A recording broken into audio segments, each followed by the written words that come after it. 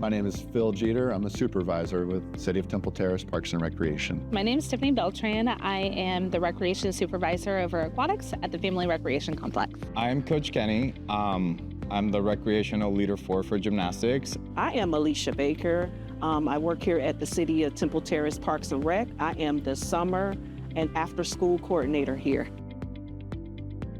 What does Parks and Recreation mean to the Temple Terrace community? In one word, I would say connections. Our community comes to the family complex, comes to our green spaces, our parks, our trails, our fields to connect with one another.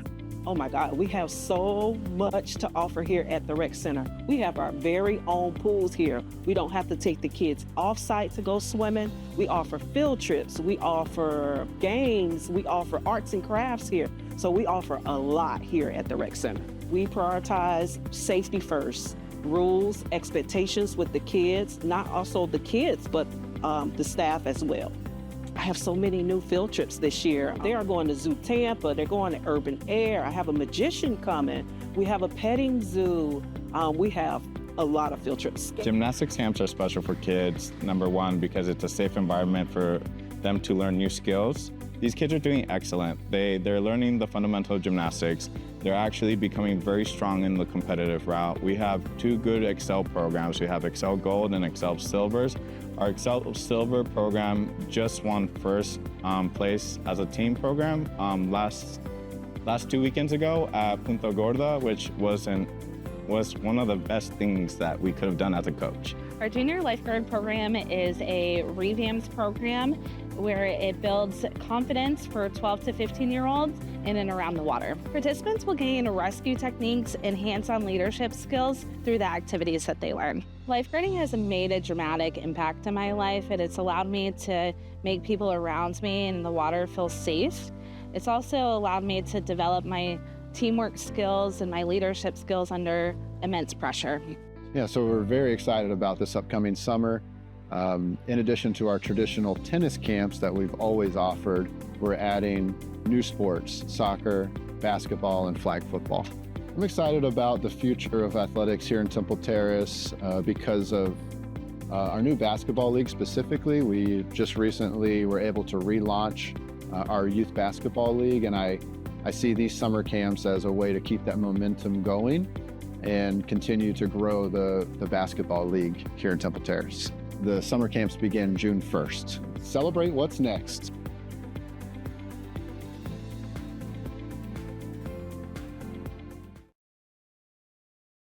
Gentlemen, good evening. Hello. Good evening. I know we're having a neighbor meetup and a city council meeting's breaking out, right? So welcome to everybody. Welcome to our May 5th meeting of the Temple Terrace City Council. It's so nice to see everybody here, and most of you are smiling. That's a great sign, so thank you for being here.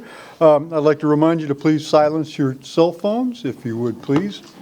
And we have a running poll on who's going to be that guy, so you don't want to be that person. So if you would please stand and join me for the invocation and the pledge. Lord, please open our hearts and minds as we begin our meeting tonight. Give us wisdom and compassion to act wisely. We ask for your continued comfort of the family involved in the tragic traffic crash recently. May they feel your love and the support of our community. We thank you for our amazing city and the residents who live here and make it so special. Amen. I pledge allegiance to the flag of the United States of America and to the republic for which it stands, one nation, under God, indivisible, with liberty and justice for all. Thank you. So for those of you who don't visit us often, we do have a fairly new tradition in the scheme of things here in Temple Terrace, whereby we start each council meeting with a fun or interesting fact about our city or the region or the state, or we keep expanding out because it's getting harder and harder to find new fun facts. But tonight that duty falls on Councilmember Kravitz. Good night, everyone. Good evening, rather. Nice to see you all. So I have a fun historical fact. how do people in Temple Terrace get informed about their own city? So the answer goes back around 100 years, and the story starts in about 1920 when developers launched Temple Terrace. They needed to convince Floridians and Northerners to come buy lots. So to do this, what did they do? They took out full-page ads in the Tampa Tribune, and the slogan was Florida's masterpiece. Not bad. They placed glossy spreads in a regional real estate magazine called Sunnyland and printed 12-page brochures showing the river, the golf course, and the Mediterranean revival homes just then rising along River Hills Drive. The first media of Temple Terrace was from real estate agents. What a classic Florida story. By 1931, a real local newspaper emerged. That was called the Temple Terrace Beacon. It was weekly, locally produced, covered local news. And it wasn't the only one. There was also the Sentinel, which was edited by a man named John L. Perry. His masthead carried the tagline, "We print only the truth." Not bad. The Beacon outlasted them all, and it still exists. Residents also found and built other ways of keeping the record. The Garden Club, the Women's Club, the Public Library. An arsonist destroyed nearly 12,000 books in 1982. That was a little bit of a surprising find for me. But apparently people in Temple Terrace love books and love reading, which I also share with them. And they reopened the library and temporary quarters in just 6 weeks. Amazing. I wonder how many books there were in that temporary quarter. Probably a few less, but it was still worth it. Cleo Burney then published a book called Temple Terrace, The First 50 Years. I've seen this book in a lot of hands. I've seen it at Barnes & Noble. It's still being sold from what I can tell, and it came out for the 50th anniversary of the city. So if anyone is looking to do a little bit of extra work and maybe enter into publishing, there is another window opening now because we've just had our centennial. So every 50 years, maybe it's time for a city chronicle. The last one was 50 years ago. You could make the 100-year centennial now and bring out volume 2. The big metropolitan papers were always around, but they never quite gave us a Temple Terrace bureau, from what I've been able to find anyway. The Tampa Tribune ran a North Side edition that covered us, but it was part of a larger zone. And the St. Petersburg Times, now the Tampa Bay Times, had a Tampa edition in the late 80s that reported on us regularly, but the contraction hit them hard. The Tampa Bay Times has gone through round after round of layoffs and now, unfortunately, only prints 2 times a week. So the era when a Temple Terrace household could subscribe to a daily paper that meaningfully covered our local affairs is for the most part gone. The city itself stepped up to fill some of the gap. In the late 1990s, the city launched an official website, and the city council meetings were televised. The city started its own television production a year later, what is now Temple Terrace TV, which is on channel 641 on Spectrum and channel 39 on Frontier. And the city recently began publishing a community newsletter not long after, which today is the monthly Temple Terrace Insider. As wonderful as all of that is, government talking about itself is no substitute for a free press. I say that fondly. I am both a journalist and an elected official. Today, we have the Beacon, the city's own communications, Facebook groups, civic clubs, and some of them are being honored tonight. And I'd also like to draw attention to templeterrace.org, which I launched yesterday as a place where residents can find other civic information, meeting summaries, voting records, issues facing the city. So, wherever you get your information, I wish you all very happy reading, and stay informed and stay engaged. And thank you all very much. Here. Next, we have a couple of very significant recognitions. The first one is recognition of the 2025 Firefighter of the Year, and I'd like to call firefighter Zandel Jackson to the podium. Come on up, you're in the hot seat. It seems like I just went to your pinning ceremony the other day.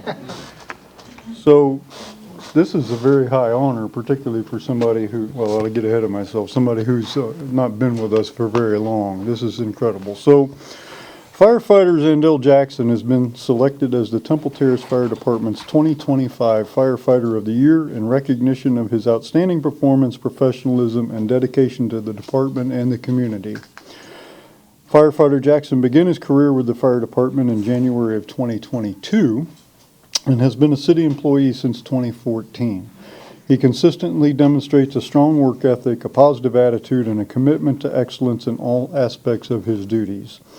Zandell is actively involved in training, participates on the rapid intervention team, contributes to departmental initiatives, and embraces leadership opportunities. Firefighter Jackson is also recognized for fostering teamwork and mentoring fellow firefighters while maintaining a high standard of professionalism on every shift. His contributions have made a meaningful impact on the department and citizens we serve. His compassion, professionalism, and respect for our citizens and visitors is evident both on duty and off duty. We are very proud to honor him as the Temple Terrace Fire Department's 2025 Firefighter of the Year.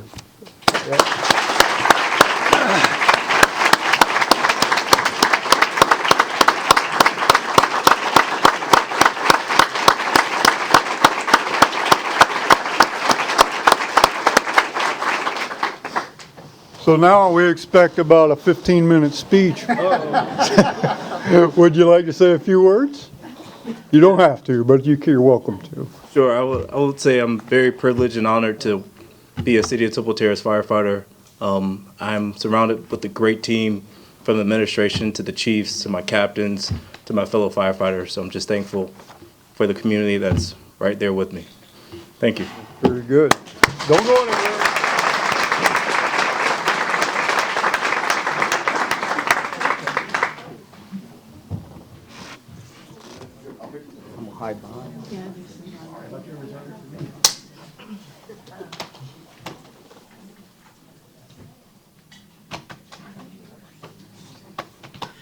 Congratulations. Well done. Very good.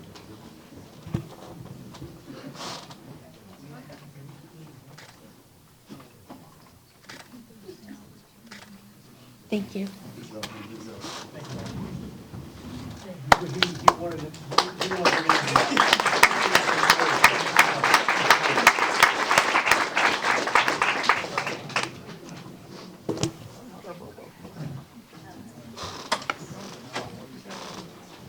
Now, just to preempt any Facebook rumors here, we are not so cheap that we just give him a paper certificate. There is a trophy that goes with this. He's just too modest that he didn't want it to be in here tonight. If he didn't want us to, so I just don't want the look at this firefighter of the year and he gave him a piece of paper. Like, no, we do have a. I've learned to head these things off. So next, we have the equivalent on the police department side. I'd like to call Officer Alyssa Case to the. Good evening. Nice to see you. So, Police Officer of the Year Award recognizes exceptional service either through multiple instances of outstanding performance over the course of a year or through a single act of exemplary service in the face of significant difficulty or personal danger. Since joining the Temple Terrace Police Department on November 28, 2019, Officer Case has consistently embodied our organization's core values of courage, honor, and commitment. Throughout her career, she has demonstrated outstanding performance in all areas of law enforcement, continually working to improve both the department and the community she serves. Officer Case earned her certification as a field training officer on May 19, 2023, and has since made significant contributions to the department's development of its future personnel. In 2025 alone, she trained 4 of the 8 officers hired that year, all of whom have spoken highly of her mentorship and maintained excellent professional standing within the agency. As a previous FTO, I know 4 in a year is a lot. You're glad to be in your car by yourself after a while, aren't you? It's nice Yeah. and quiet now. Throughout 2025, Officer Case responded to 445 calls for service, conducted 177 traffic stops, oversaw 650 directed patrols, and participated in 112 parked walk and talk initiatives. She accomplished these tasks while simultaneously training officers, leading the traffic fatality unit, and attending ongoing educational classes.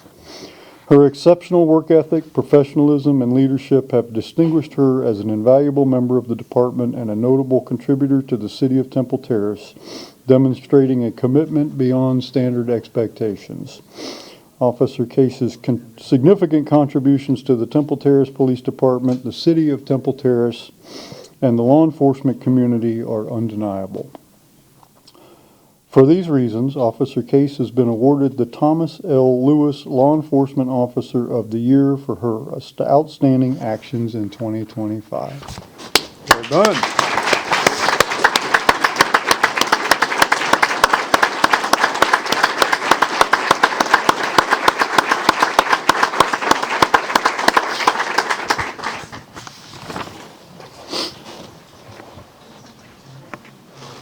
So in this case, we actually have the award.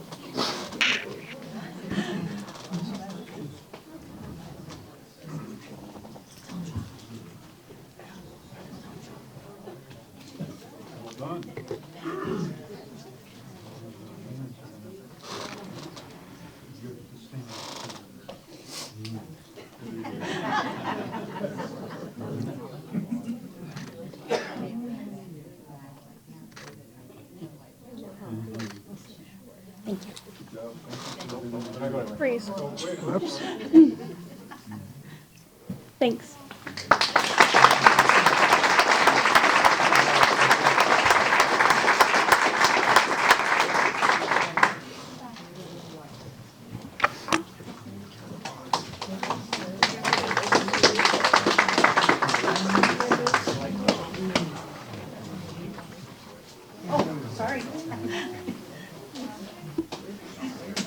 Well, we're not done. We have the Public Safety Telecommunicator of the Year award, and that goes to Mark Ramirez. Mr. Ramirez, there we go. Come on up.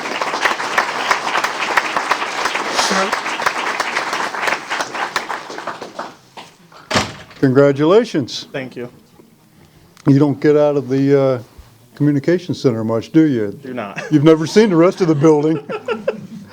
I'm honored to announce that Mark Ramirez is the Public Safety Telecommunicator of the Year for 2025. Mark's dedication, professionalism, and unwavering commitment to excellence make him exceptionally deserving of this recognition. Throughout the past year, Mark has consistently gone above and beyond his role within the Temple Terrace Emergency Communications Unit. He's demonstrated remarkable initiative by stepping up to assist in training new hires, ensuring they are well prepared to meet the demands of this critical profession. His willingness to share knowledge and mentor others reflects both his leadership and his commitment to the continued success of the team. In addition to his training efforts, Mark has selflessly covered additional shifts to support operational needs, often during high demand periods. His reliability and strong work ethic have helped maintain continuity of service and ensured that the community continues to receive prompt and effective emergency response support. What truly sets Mark apart is his consistently positive attitude and professional demeanor. He approaches each shift with optimism and focus, contributing to a supportive and collaborative work environment. He also demonstrates a high level of self-awareness. He readily acknowledges areas for growth and takes full accountability for his performance, continuously striving to improve. Mark Ramirez is an invaluable asset to the Temple Terrace Emergency Communications Unit and to the residents we serve. His dedication to public safety, his team, and his own professional development exemplify the highest standards of this profession. And so congratulations, Mr. Ramirez.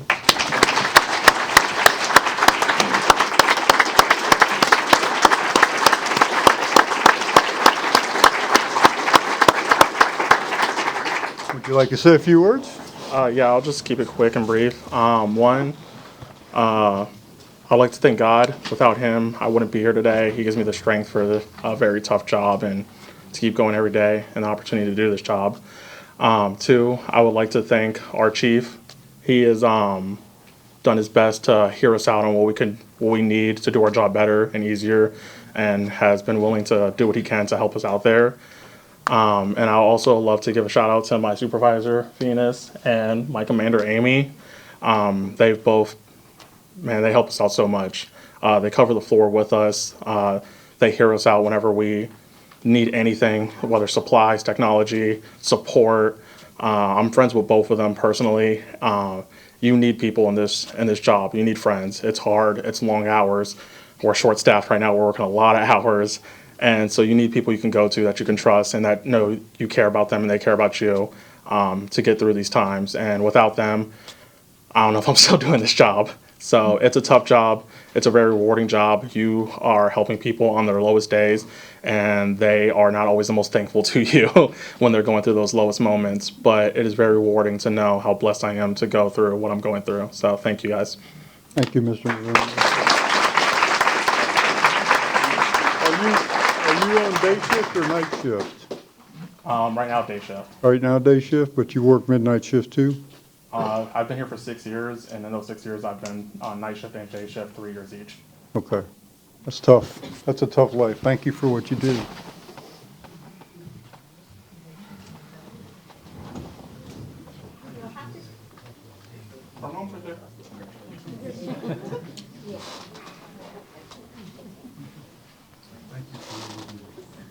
Yep, we'll get them up there too. We'll get a picture You're of the them too. supervisor. Yeah, come on up. I thought you were behind me. See how quick she ditched you? I try to avoid pictures. You look so nice. Yeah, for sure.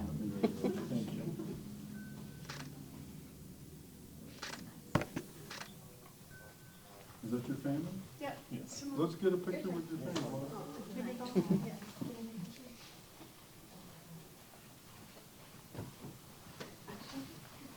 Here, this is yours.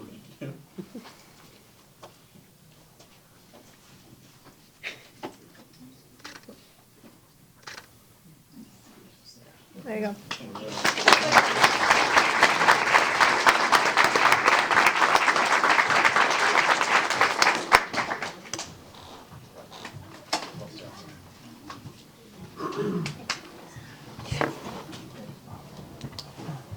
So they're all gone now, but I have to tell you that these three awards are really, really significant in the career. I mean, this is very difficult. I haven't been in the fire service, but I can tell you in law enforcement, to get Officer of the Year in any department is a huge accomplishment, and particularly in a department as ours where we have like really, really high performing officers and they get selected as Officer of the Year, and same as I'm sure is true in the fire department. So, you know, we have a lot of really, really good employees, so that's a significant, and I will tell you, that jumps out on a resume when you're looking to become a detective or get promoted or become a lieutenant, whatever the ranks are, lieutenant at the fire department. That jumps out because that's a really rare and difficult thing. So, okay, where are we going next? Temple Terrace Garden Club. I don't want to invite all of you guys up, right? So who's coming up? Here we go. Gail Moore. That's me. That's you. And Gail is the president of the Temple Terrace Garden Club. And so the proclamation reads as this. Ms. Moore says the Temple Terrace Garden Club was organized in 1846 to provide an opportunity for members to learn. 1946. 19. Just go with it. We could have claimed that, right? 1946, pardon me, to provide an opportunity for members to learn improved horticulture practices, promote civic beauty, and conserve natural resources.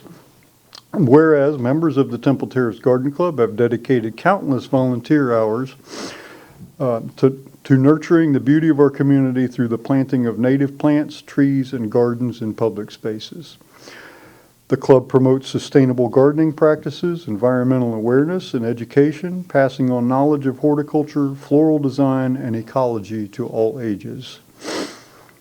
The Temple Terrace Garden Club enhances the quality of life, improves the environment, and fosters a sense of community pride through their dedication to making our city more sustainable and beautiful.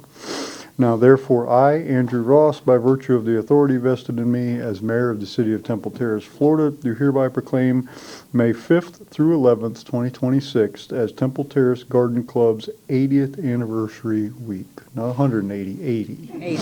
So thank you, Ms. Moore. Would you like to say a few words? Just I want to thank you for this recognition. The club is very proud to be one of the oldest clubs in Temple Terrace, and we are very proud of all the parks and gardens that we maintain for the last 80 years, and I want to thank you for this. And this is our members, just a small showing of them, and I want to thank them. Very good. Well, thank you for being here. Thank all of you.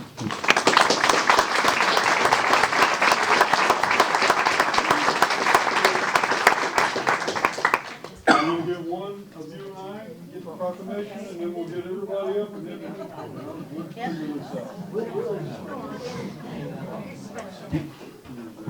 Thank you.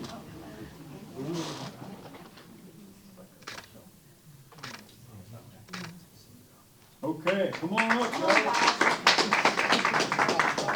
Sally, you're gonna have to help herd the cats here when they get here. We know the routine. How are you? Hey, Corey. How you doing? Thanks for being here. Good showing tonight. You need a couple of rows?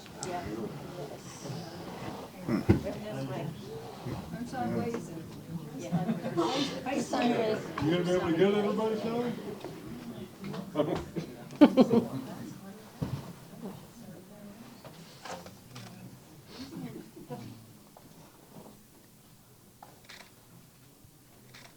And one more.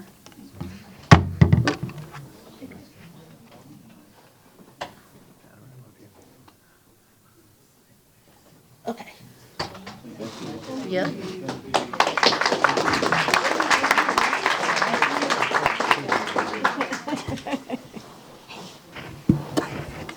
Bob's still good, right? You're good.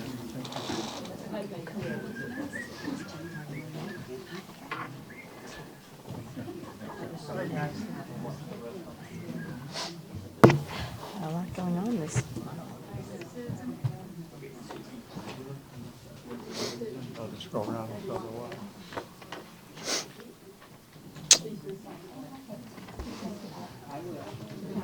Now there may be some overlap with the next proclamation. It concerns a Historic Preservation Month. So I think we have Sherry Donahue and other members of the Historic Preservation Board.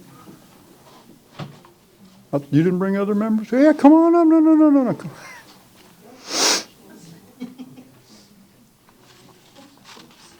We didn't call everybody up for that one because there's so many of them. But.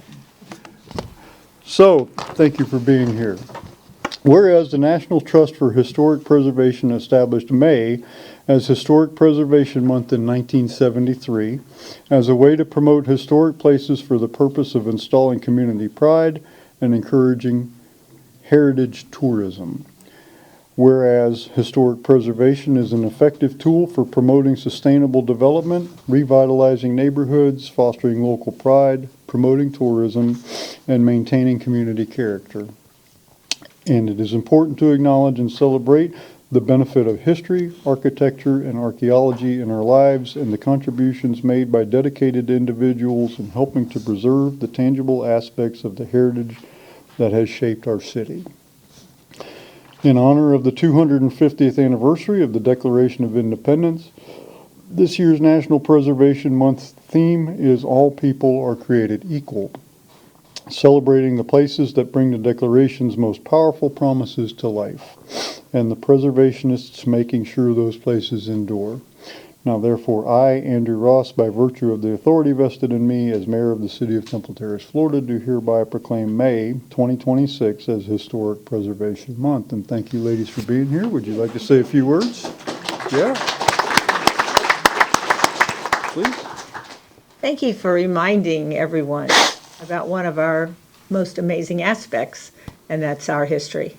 And the only way to keep remembering it is to keep talking about it, and that's one of our goals. So thank you very much for this recognition. Thank you, and thank you for the work that you do on the historic preservation. Pleasure. Thank you.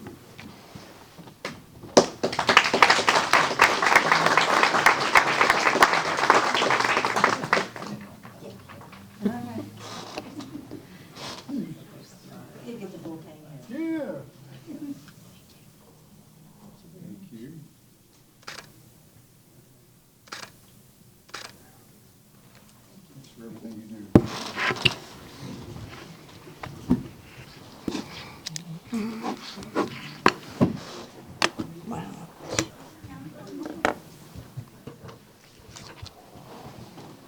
The next one is kind of a fun one. This one is, when I first heard of this, I'm like, you're going to make me read this, really? But this is kind of interesting and fun. So I'd like to invite Shushila Maharaj, president of the Temple Terrace Women's Club, and Women's Club members Sherry Donahue and Carol Dell to the podium.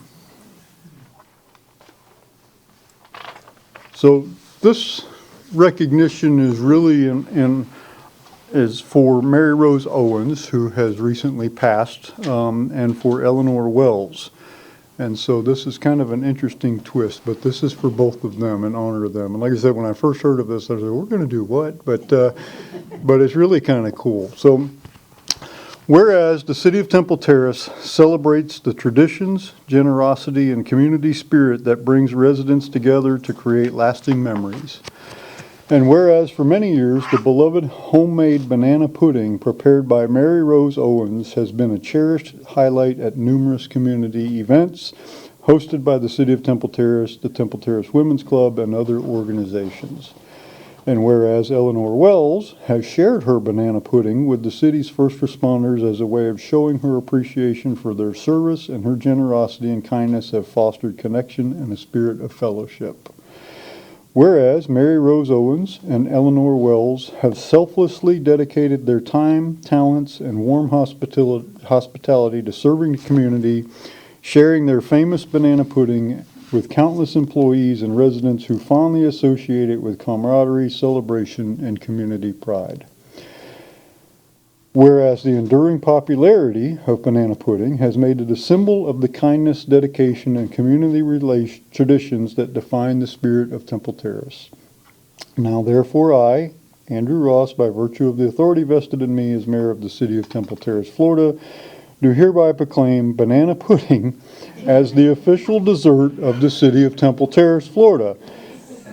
I'm serious. In honor of Mary Rose Owens and Eleanor Wells, and in recognition for their many years of steadfast volunteerism and the joy their famous banana pudding has brought to the community. Now, before I move on and forget, I do want to point out that I give the proclamations, but as mayor, I don't really have the unilateral authority to declare this. However, the council assented to this one, so it is officially the banana pudding of the City of Temple Terrace is the official dessert, right?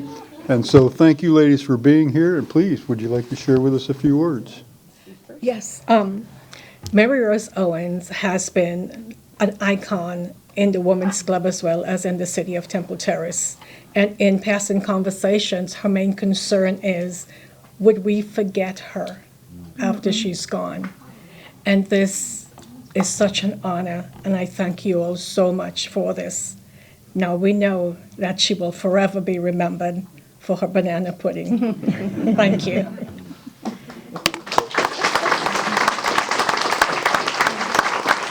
And Eleanor Wells, when I first met Eleanor Wells, I was petrified because she basically told me to be still and wait a couple of years before I could put together a couple of thoughts that might work.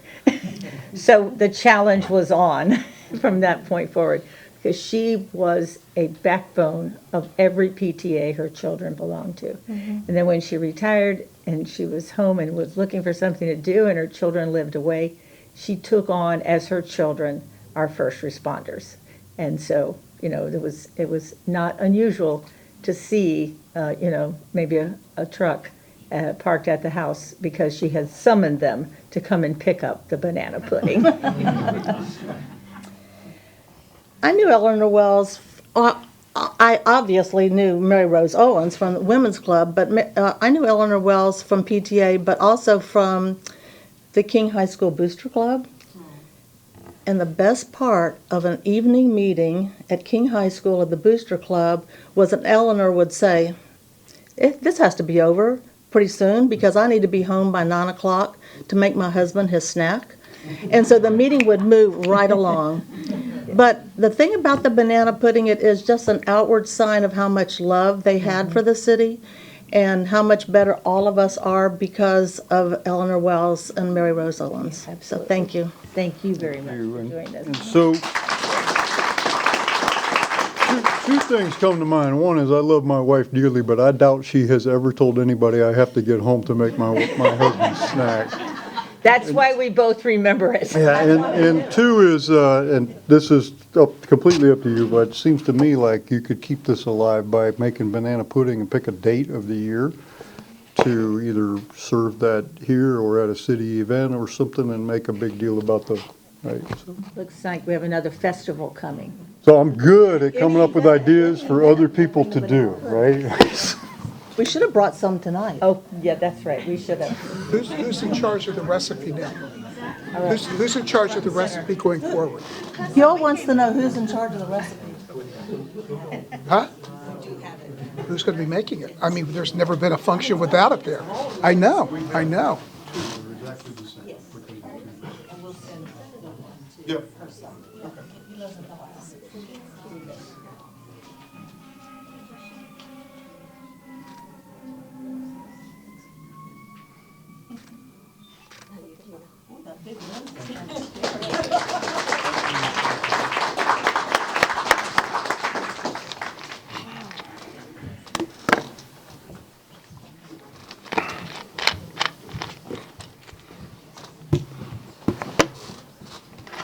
Two more.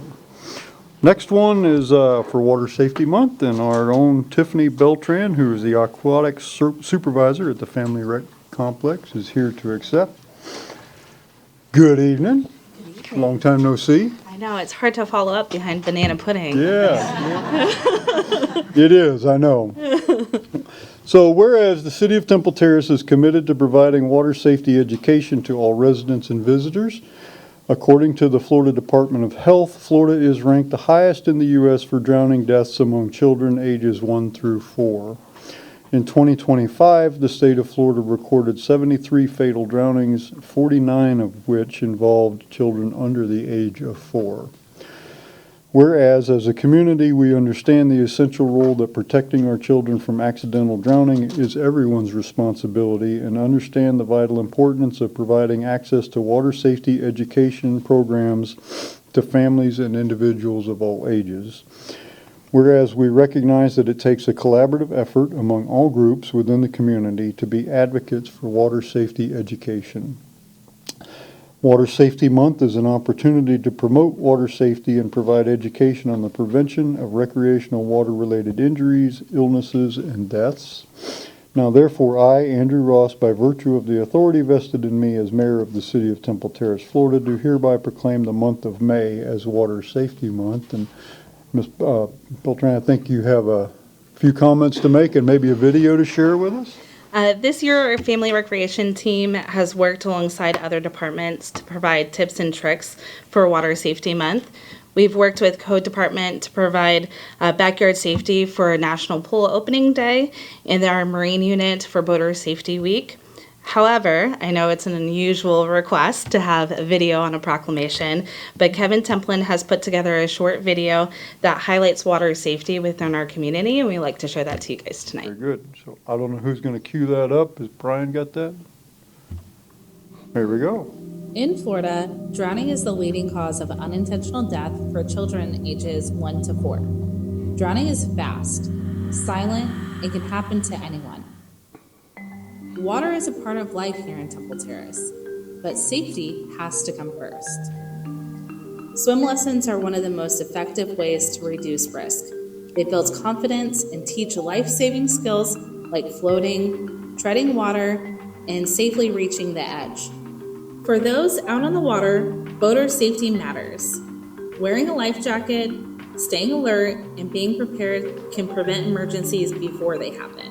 And at a home or in a community pool, active supervision is key. Always keep eyes on the water, designate a water watcher, and minimize distractions. This month, our aquatics team will be sharing important water safety messages with our community. Be sure to follow along and keep an eye out every Monday for new water safety videos. Together, we can help keep Temple Terrace safe around the water. Very nice.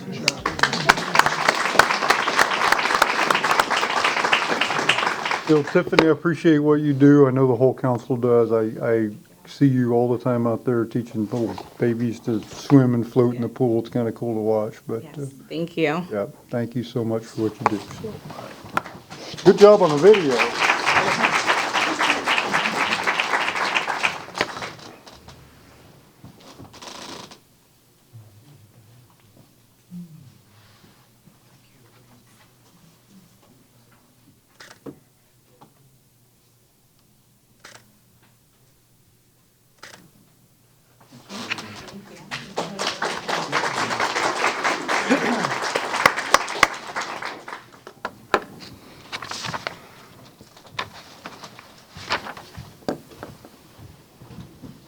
Okay, the last one is for National Police Week and Peace Officers Memorial Day. Chief Staley.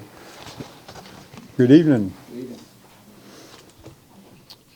Whereas the Congress and President of the United States have designated May 15th as Peace Officers Memorial Day, and the week in which May 15th falls as National Police Week.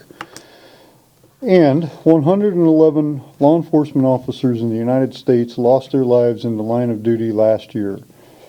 Preliminary reports as of April 14th, 2026 indicate that an additional 30 law enforcement officers throughout the United States have already lost their lives in the line of duty this year. Whereas Temple Terrace police officers play an essential role in safeguarding the rights and freedoms of the citizens of Temple Terrace police officers unwaveringly serve all people, safeguarding lives and property, protecting our community against violence and disorder, the innocent against deception, and the weak against oppression and intimidation. Whereas since the first recorded death of a law enforcement officer in 1786, more than 25,000 law enforcement officers in the United States have made the ultimate sacrifice.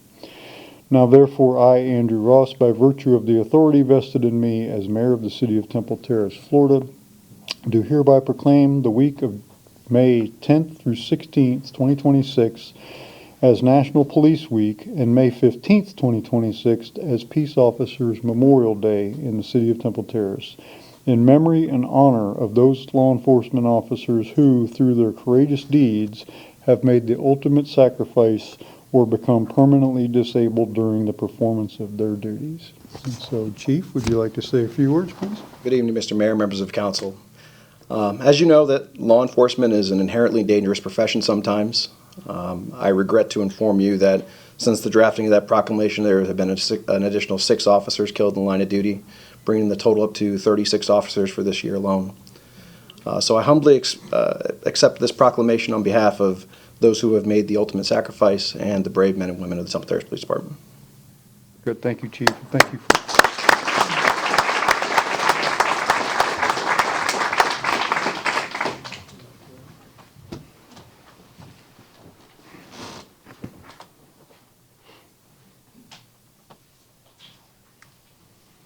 Thank you.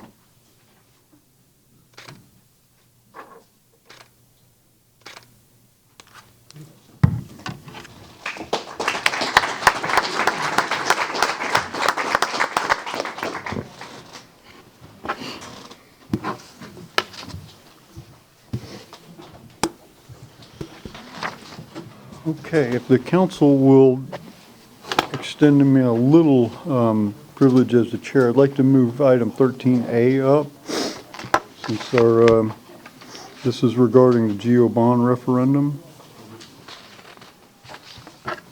Is that correct? That's what we're doing, right? Okay. So GO bond referendum, we have Mr. Christopher Rowe from Bryant Miller Olive, PA here to present. Good evening, sir. Good evening. Is it okay if we move you up? Absolutely. I appreciate it. Okay, all right. Very, very much, sir. My name is Chris Rowe. I'm with the law firm Bryant Miller Olive, which serves as bond counsel to the city. I was here for enactment of the ordinance which called the referendum for the bonds to be held this summer.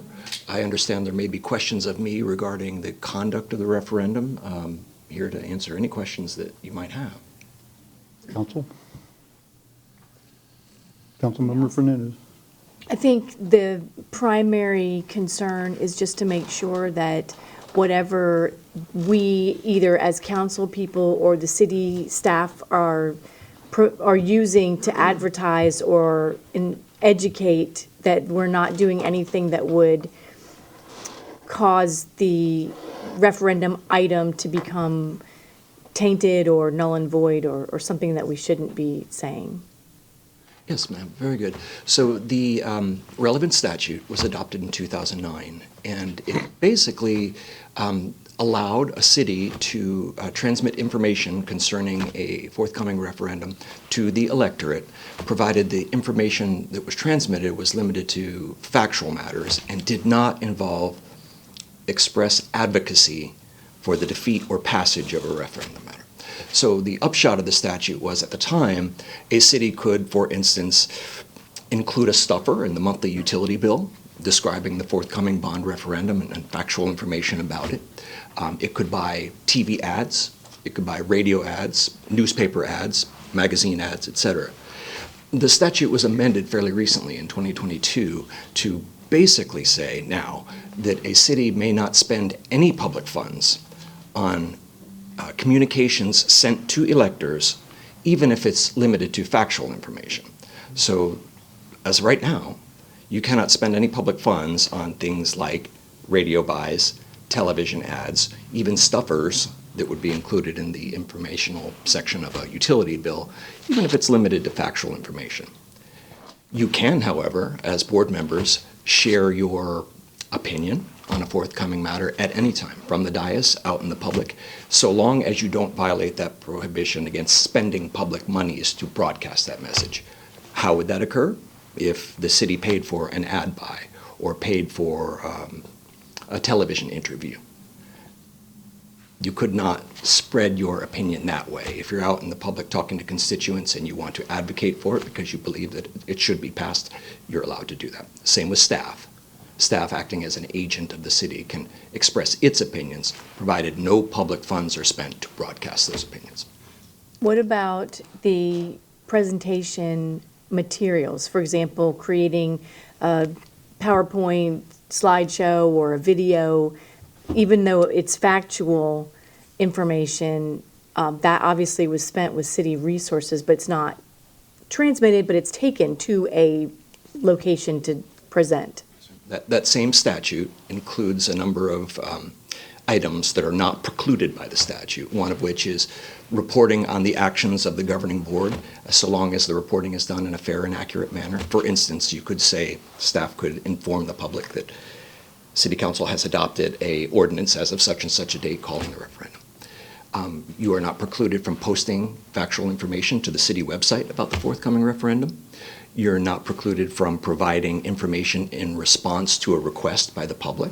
If someone asks you for information, you can provide factual information. And lastly, you are not prohibited from hosting or providing factual information at a public forum. So for instance, if you held a workshop or if members of staff went out into the community and held a forum that the public was able to attend, you could provide information through PowerPoint. Generally, you would not want to have a situation where you're printing up 300 flyers and actively passing them out. But if that information was made available in a passive fashion at the entryway to the meeting room, people could help themselves to it as they came in. It's really a prohibition against the spending of public funds with certain exceptions that I've just laid out. So, thank you. Vice Mayor, Councilmember Kravitz. Good. Councilmember Kravitz. Sure. Thank you very much for the memo. I read it. Very well done, and it answered a lot of questions. Very, very much appreciate you taking the time to commit your thoughts to writing and to share them with us. So before I say anything else, I really appreciate that, and I'm very grateful for it. Thank you. I have a question regarding some of the terminology.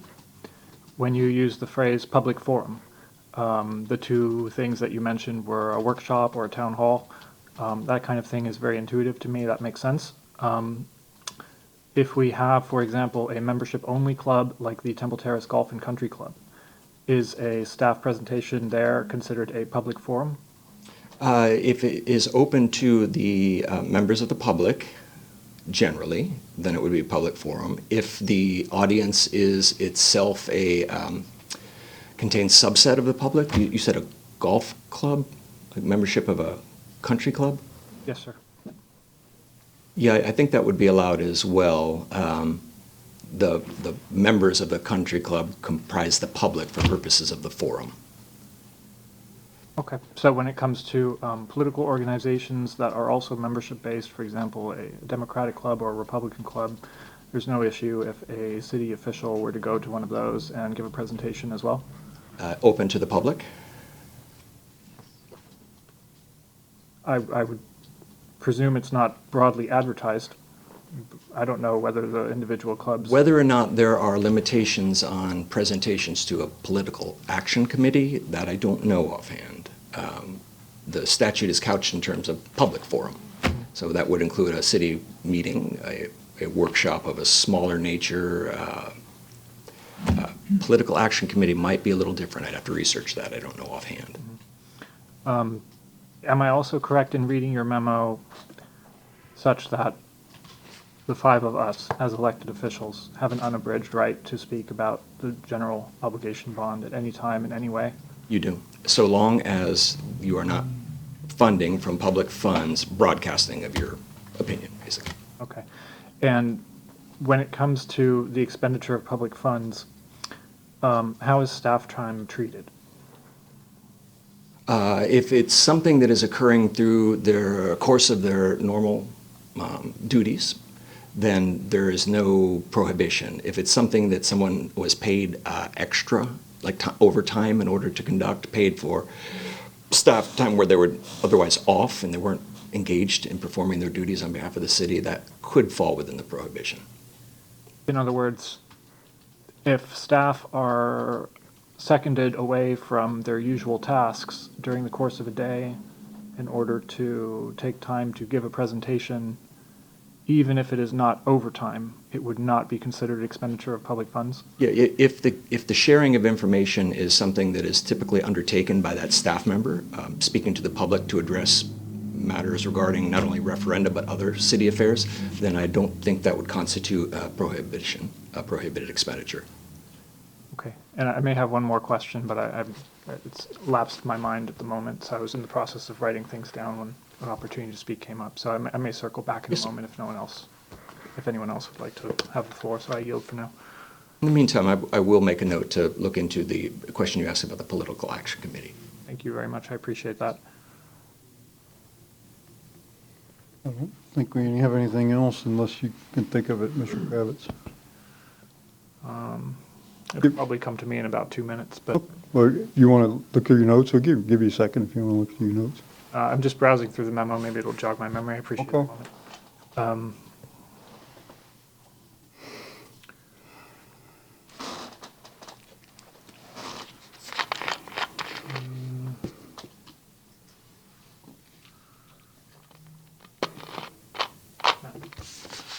I'll take a pass. I'm sorry. I'll ask a question here to make a clarification. So I don't want to put words in anybody's mouth or anything, but the Political Action Committee wasn't exactly the question. It was the local Republican club or the Democrat club, which is really a club of local Democrats or a club of local Republicans or a club of local whatevers.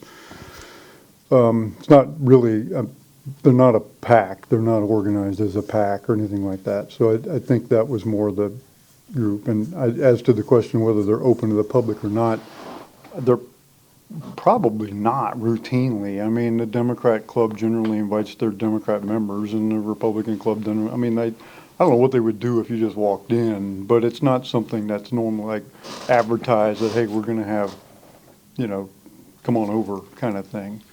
But that's also been the case with the Rotary Club. They have their meetings, their luncheon, every Sertomas. I mean, there's a number of service clubs and Boy Scouts. I mean, we pretty much, I haven't been doing it, but I mean, pretty much talking to any group that we can get in front of that's local residents. So some of them, I don't know, when you say public meeting, I don't know that they're like closed, but they're not exactly like a town hall meeting. Yes, sir. I understand better now. The statute is written to basically focus on the expenditure of public funds, and it says, here are instances where you're allowed to do it, and it does not constitute a prohibited expenditure of funds. If a staff member met with a particular group that wasn't necessarily open to the public, but did not spend public funds to transmit a message, it's not prohibited by the statute. Okay. Did you think of it? Okay, Councilmember Kravitz. Thank you very much for buying me a minute. I appreciate the consideration. So the question goes to some of the phrasing. In terms of electioneering language, some of the words that might be put out are normative, like modern, or that the new building is more suitable, or that it meets our needs. And I was looking through your memo, and I wondered whether any of those phrasings might be going too far. So the allowance is factual matters. And what is a factual matter may be difficult to discern in a given example, may be open to interpretation. If, for instance, a message was sent that having a new fire station in an area of town that does not otherwise have one will improve response times, is that a factual statement? I think you could probably assume that if a station is installed in an area that doesn't have one, the people in that area, when they make the call, they'll receive a faster response than had the station not been there. Is it 100% factual for, I don't know, verification purposes? Might be open to interpretation. My reading of that particular example, in this case, however, is that, yeah, I think it's factually safe to say we'll improve response times in your neighborhood by building a fire station in your neighborhood. Okay, so there is some leeway given there. So if There- one were to there say, for is, example, the new station will be more modern, then one could argue that because it's being built now, that's factually a true statement. I agree, yes, because it's being built now as opposed to relying on facilities that are 30 years old and by definition not modern, then I think that would be allowable as a factual statement. Great, thank you. Probably a safe course, though, in these matters is if there is any question, if it's a close call, probably better to avoid it. But none of the examples that we've discussed so far, I think, are out of the range of acceptable within the definition of factual information. Okay, I'm greatly relieved to hear that. Thank you very much. I enjoyed this conversation. Thank you very much for that, too. Yes, sir. And it's also good to know that all of us who are elected officials can speak freely on this topic going forward. Yes, sir. Thank you. I yield. Anything else? Mr. Rowe, thank you so much for making the long drive from Tallahassee to be with us tonight. We appreciate it. Mayor, council members, thank you. And thank you for allowing me to come out of turn. Thank you, sir. Thank you. Next, we have a presentation from our Bicycle Pedestrian Advisory Committee here. Mr. Buffington, who is the chair, is here to present modernizing bicycle parking and end-of-trip facilities in the city of Temple Terrace. Good evening. Good evening. Good evening, Mayor and council members. My name is Brent Buffington, and I serve as the chair of the city's Bicycle Pedestrian Advisory Committee. Tonight, BPAC is bringing forward a recommendation to modernize how our development code supports people who bike by asking the city to explore standards for bicycle parking and end-of-trip facilities. As a brief reminder for the public, the Bicycle Pedestrian Advisory Committee was formed in 2022 to advise the mayor, city council, and city administration on matters involving bicycle and pedestrian safety, infrastructure, and the convenience of cycling and walking on city streets and facilities. As Temple Terrace continues to grow, we have an opportunity to ensure that new developments support safe, convenient, and practical transportation options for all residents, whether they drive, walk, or bike. People are already biking in Temple Terrace, but our development code does not consistently support them once they arrive at their destination. Without up-to-date standards, the results vary. Some developments may provide convenient bicycle parking or storage, while others may provide little or none. That leaves residents, visitors, and employees and customers to figure it out on their own. We can improve this going forward with simple, flexible standards that apply to new development. The goal is not making biking the only option. The goal is making biking a practical option. That means supporting everyday trips to work, shops, parks, schools, and other destinations, not just recreational rides. Bicycle parking and end-of-trip facilities help make that possible. This includes short-term parking near entrances, secure long-term storage for employees and residents, and where appropriate, basic end-of-trip facilities such as lockers, changing areas, or showers. These are the kinds of small but important details that make everyday biking viable. I briefly want to define what we mean by bicycle parking and end-of-trip facilities. Bicycle parking generally falls into two categories. The first is short-term bicycle parking. These are racks located near entrances for customers, visitors, or anyone making a shorter trip. The second is longer-term bicycle parking. This is more secure storage intended for people who may be leaving a bike for several hours or overnight, such as employees or residents. Both types matter because they serve different needs. A customer shopping at a business needs something visible and convenient. An employee or a resident needs something more secure and protected. End-of-trip facilities are the additional supports that make biking more practical for longer or more routine trips. These can include lockers, changing areas, and in some cases, showers. Not every development would need these same facilities. The point is to create standards that are flexible and appropriate to the type and scale of the development. Together, bicycle parking and end-of-trip facilities help answer a basic question. If someone chooses to bike here, is there a safe, secure, and practical place for them when they arrive? This is what helps move biking from something people only do recreationally to something they can use for everyday transportation.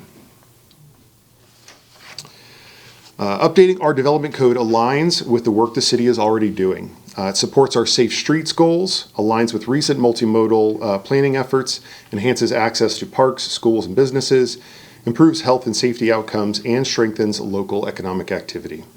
This also connects directly to what residents have told us. During the recent multimodal trail network study, survey respondents ranked parks, shopping, and neighborhoods among the top places where they want better walking and biking connections.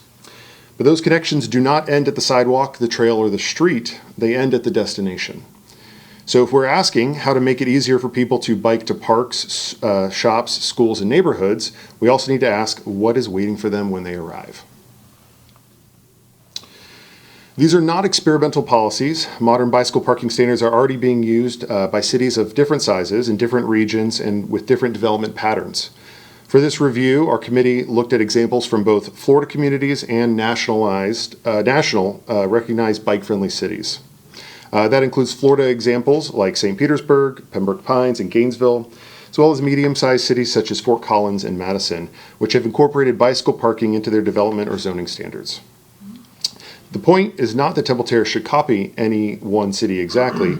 The point is that these standards are common, scalable, and adaptable. Staff can review what other cities have done, identify what is appropriate for our local context, and bring back recommendations tailored to Temple Terrace. And this is the important. This is important. This recommendation does not create any new operating expenses for the city. These types of improvements we are discussing would be incorporated into new development or substantial redevelopment, similar to other site requirements that are already reviewed during the permitting process. Developers already designed around requirements for automobile parking, ADA accessible spaces, landscaping, stormwater, sidewalks, and other site features. Bicycle parking and, where appropriate, end-of-trip facilities would function in a similar way. They would be considered as part of the site design, reviewed during permitting, and scaled based on the type and size of the development. So the cost is not borne by the city's operating budget, it is integrated into the development process. We also expect that administrative impact to be limited because this would be reviewed through existing planning, zoning, and permitting procedures. The BPAC is not suggesting that the city create these standards from scratch. Staff would be directed to use established national guidance, including the Association for Pedestrian and Bicycle Professionals, bicycle parking guidelines, to ensure any proposed code updates reflect best practices. That guidance addresses practical details such as rack placement, spacing, accessibility, visibility, security, and the difference between short-term and long-term parking. The purpose of using established guidance is to make sure that whatever comes back to council is technically sound, realistic, and appropriate for the city. And to be very clear, we are not asking council to adopt an ordinance tonight. We are asking for the direction for staff to evaluate this issue and bring back recommendations. From where we sit, we see the proposed process starting off with staff reviewing BPAC's draft concepts and benchmarking against peer cities. From there, staff could evaluate the planning, zoning, legal, and administrative considerations. BPAC, our committee, would remain available as a resource throughout the process, providing feedback and helping review options as they are developed. If staff determines that code updates are appropriate, the next step would be draft ordinance development and return to City Council for consideration. So tonight's request is simply to begin the review process. The reason to act now is that development is already happening, and development patterns can be difficult and expensive to change later. When bicycle parking and end-of-trip facilities are considered early in the site design process, they can often be incorporated in a practical and cost-effective way. But when those needs are not considered until after a site is built, the result is often less convenient, less secure, and more expensive to retrofit. This is a low-cost, high-impact opportunity to make sure that as Temple Terrace grows, it grows in a way that supports safe, practical transportation choices. Small changes to the code today can help prevent larger gaps in the built environment later.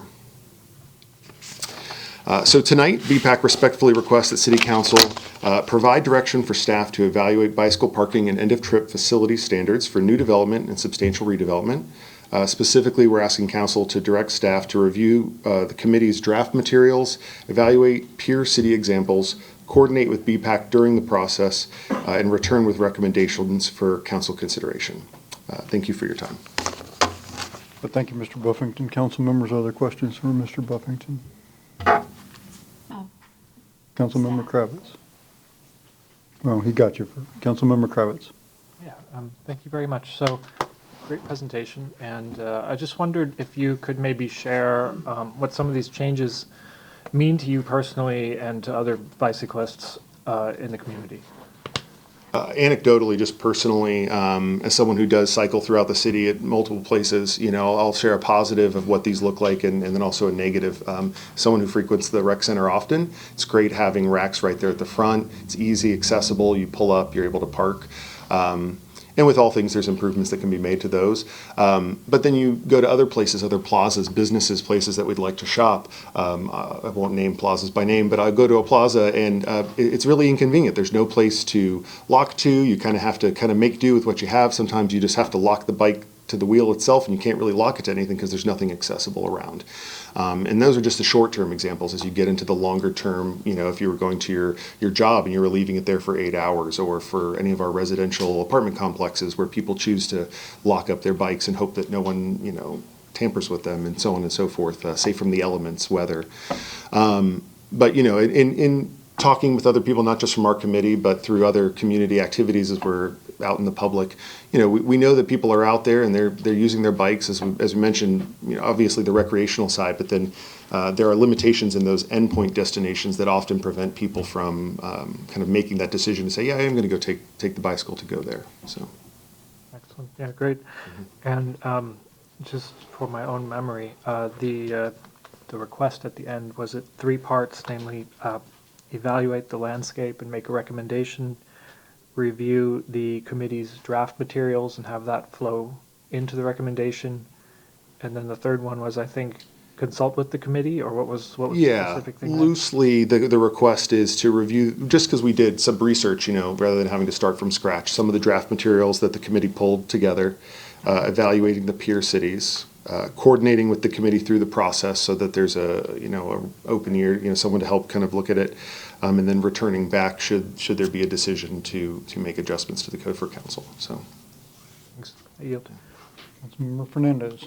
So my questions really are for staff, and that is, what do we already do? I know that when we build or renovate a playground, that we do include bicycle parking, but in terms of commercial development, what do we do as part of our development process? If I could ask Mr. Pauly to come up, he may be able to speak to this a little bit more specifically than I can. I know we do not require what Mr. Buffington is seeking, sort of the end-of-trip facilities in terms of changing rooms, lockers, showers. We do not have that requirement. And I understand fully what he's saying, because I been around long enough that I've seen this in communities where it depends on scale. If you have a large facility, for example, like an Amazon facility, that would be one where you could see it has a certain threshold that it would meet. It wouldn't be typically a burden on small facilities. Now, as to simpler things or simpler things like bike racks, I don't know if Mr. Polly could speak to what our current requirements are, if any. Sure, thank you, sir. The current standard for commercial properties, once the parking deck is calculated, we ask for 10% of the parking deck. So 100 parking spaces at any given commercial site, we would want to see bicycle racks to support 10% of that, 10 bikes. Okay, and do we have any requirements right now where we might specify where the bicycle parking would need to be, or is that totally left up to the developer? It's actually all part of the development review committee site plan review. I know that you may recall many site plans come before this council, and it's hard to see sometimes, but there's always, on those commercial sites, there's always location for bicycle racks. So for me to be able to recite a hard standard, that would be difficult right now, but I can tell you that those are all reviewed by the development review committee. Okay, so I know that this is not just bicycle, but the pedestrian, walkability, golf cart access, bicycle use in the community, especially from the interior to the perimeter streets, is something that is very interesting to people. So, I mean, I would agree that, I don't know that I would say that we have to write in like an end use facility, including showers and all of that. Like, I don't know that I want to be like super rigid, but I definitely think that this is something that needs to be considered as part of all development. Members, questions? Thank you. No questions. No questions. Okay. Thank you, Mr. Buffington. So I don't know if this will come up under new business or not. It might. I hate to tell you that and have you wait through the whole meeting and it not, but I do expect that there will be further conversation on the presentation. So, Councilmember Kravitz. Just curious, are we not going to move into a discussion after the question session? No. We can do it under new business, though, if you care to bring it up under new business. Since I have the floor, perhaps I could make a motion now. I would call it out of order at this point in the meeting, but you may make a motion. Not if you're going to call it out of order. Well, I'd be happy, this is where we would go into new business or council business, either one. I'd be happy to hear from you, but not, this is not where we do this now. But we can do it in the meeting, it's just not right to say. Okay. Okay, we have one board appointment to the Municipal Code Enforcement Board. There's one regular member vacancy on the MCEB. The city received one application for reappointment from Gina D'Angelo. I do not see Ms. D'Angelo here, so if acceptable, council, is there a motion to approve her appointment for a term extending until March 21st, 2029? Yes. Move to appoint Gina, sorry, it's my board, Gina D'Angelo on the Municipal Code Enforcement Board as a regular member from a period ending on March 21, 2029. Second. Motion second. Discussion of the appointment? If not, all those in favor say aye. Aye. Opposed? No nays. Ms. D'Angelo is reappointed. Thank you. Next is discussion of the minutes from April 21st. If everybody's had an opportunity to review the minutes, is there a motion? I have a point of Councilmember Kravitz. Thank you. I'm not going to make a motion because I'm getting really tired of how that typically goes. So I'm just going to read briefly here so that this goes into this session's minutes. This was regarding the substance of the policy question that I raised at the previous meeting, and I'd like for the following to be put into the minutes today. The previous minutes simply said, I wanted to look into how these issues could be addressed. That is not what I said. I raised a specific and structural issue. The city's rental housing permit program currently applies to small rental properties. It does not encompass large multi-unit complexes. That is the asymmetry I asked about. That is the policy question that I wanted to address. So I would ask the clerk to please note in the record that my inquiry concerned the scope of the rental housing permit program and whether it would be extended or could be extended to large multi-unit residential complexes. So that can be in this meeting's minutes, and then we won't have to worry about the previous meeting's minutes. And just as an aside, I did read what was said about the residents who came to public comment at the previous meeting, and the minutes only captured that they came to talk about water shutoffs and various other issues. They addressed so many additional things going beyond that: mold, vermin, sewage backups. It was an extensive discussion, and I'm a little disappointed that none of that made it into the minutes. So that's my second comment for these minutes. And with that, I'll yield my time. Council, Move to approve the minutes. Second. further discussion of the minutes? Okay, all those in favor say aye. Aye. Aye. Opposed? Nay. One nay. Okay. Persons wishing to be heard on items not listed on the agenda or items on the consent agenda. We have a 30-minute time limit for public comments at this portion of the meeting. If necessary, we extend the public comment portion at the end of the meeting to accommodate all speakers so everybody would be heard. We rarely have to do that, but I like to say that once in a while in case we ever have to do it. They don't think I'm just making that up. There's a 3-minute time limit imposed on all speakers. We do ask that the speakers come to the podium and state your name and city of residence. During public comment on items not on the agenda or items on the consent agenda, I do want to assure everybody that your comments are taken seriously, and if you raise an issue for follow-up, that we do follow up on those. And so the first request I have to speak is from Normandy. I don't know, is it Piccolo or Piccolo? Piccolo. I thought so, but I wasn't sure. Good evening, ma'am. Hi. I'm just going to be reading. So, okay. The residents of Victoria Terrace. Your name and city. Oh, I'm sorry. Normandy, Piccolo, and Temple Terrace. Actually, right across the street. Okay. The residents of Victoria Terrace have been getting subjected to loud music played outside daily and nightly from a business located in Terrace Oaks Plaza at 11401 North 56th Street, suite number 22. No other establishment in the plaza plays music outside. Why is this business permitted to do so when backing a residential neighborhood? Sound carries no matter the volume. Why should the residents of Victoria Terrace have their peace disrupted throughout the day and night until after 10 p.m., and even then the music continues? Many residents are dealing with health issues, work at home, have jobs, and have small children who need sleep. Many residents want peace and quiet day and night. The next issue. Continuous toxic odors coming from suite number 24 in the Terrace Oaks Plaza. It is causing health problems, burning lungs and eyes, coughing, nausea, and migraines. This is not a food odor.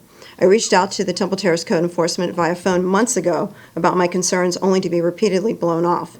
So I contacted the Environmental Protection Commission, and they discovered that Suite 24 was not only disposing of used coals by illegally dumping them into the nature reservoir behind the plaza, but also soaking the used coals in toxic chemicals.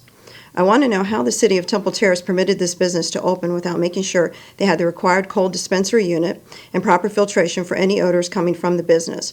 No other food establishments in Terrace Oaks Plaza are smelled in Victoria Terrace, only Suite 24. Between the loud music at Suite 22 and the toxic chemical odors from Suite 24, the residents of Victoria Terrace have been denied their right to peace and quiet and the ability to breathe clean air. We can't enjoy the outdoors without toxic odors and continual music. A proper filtration system needs to be added to Suite 24 to deter any and all aromas from seeping over into Victoria Terrace, and the music at Suite 22 needs to be moved indoors. The music impacts adversely on residential peace and quiet to which we are entitled in our homes. Terrace Oaks Plaza, along with other plazas up and down 56th Street, were not designed for the level of activity currently taking place. How is the city permitting obvious hazards like overcapacity and fire safety? During festivals at Terrace Oaks Plaza, Victoria Terrace has been subjected to vandalism, large amounts of garbage strewn on our property, which residents are forced to pick up because it's so unsightly. We've endured rat and roach infestations due to the large amounts of garbage being generated and improperly disposed of by the businesses at Terrace Oaks Plaza. I have lived in Temple Terrace since 2003, the city of trees. It was once a quaint small town, family-oriented, diverse cultures. Now it feels as if the city only cares about revenue and not the residents. Temple Terrace has morphed into an Ybor city via these plazas that, again, were not built for all of this activity. I'd like to set up a meeting to discuss fixing these issues along with traffic and garbage too that are affecting Victoria Terrace residents. I've started a petition regarding these matters, and 35 residents of Victoria Terrace have signed to date. We have rights too. Thank you. Thank you, ma'am. Could I ask you to please Yes, ma'am. go stop over at the clerk? And we need a way to follow up with you. We don't have any contact information. Yeah, absolutely. Can you leave an email or phone number? Yeah, absolutely, of course. City manager, you're going to have staff follow up and circle back to the council and let us know the outcome? Okay, thank you. Mr. Loeb.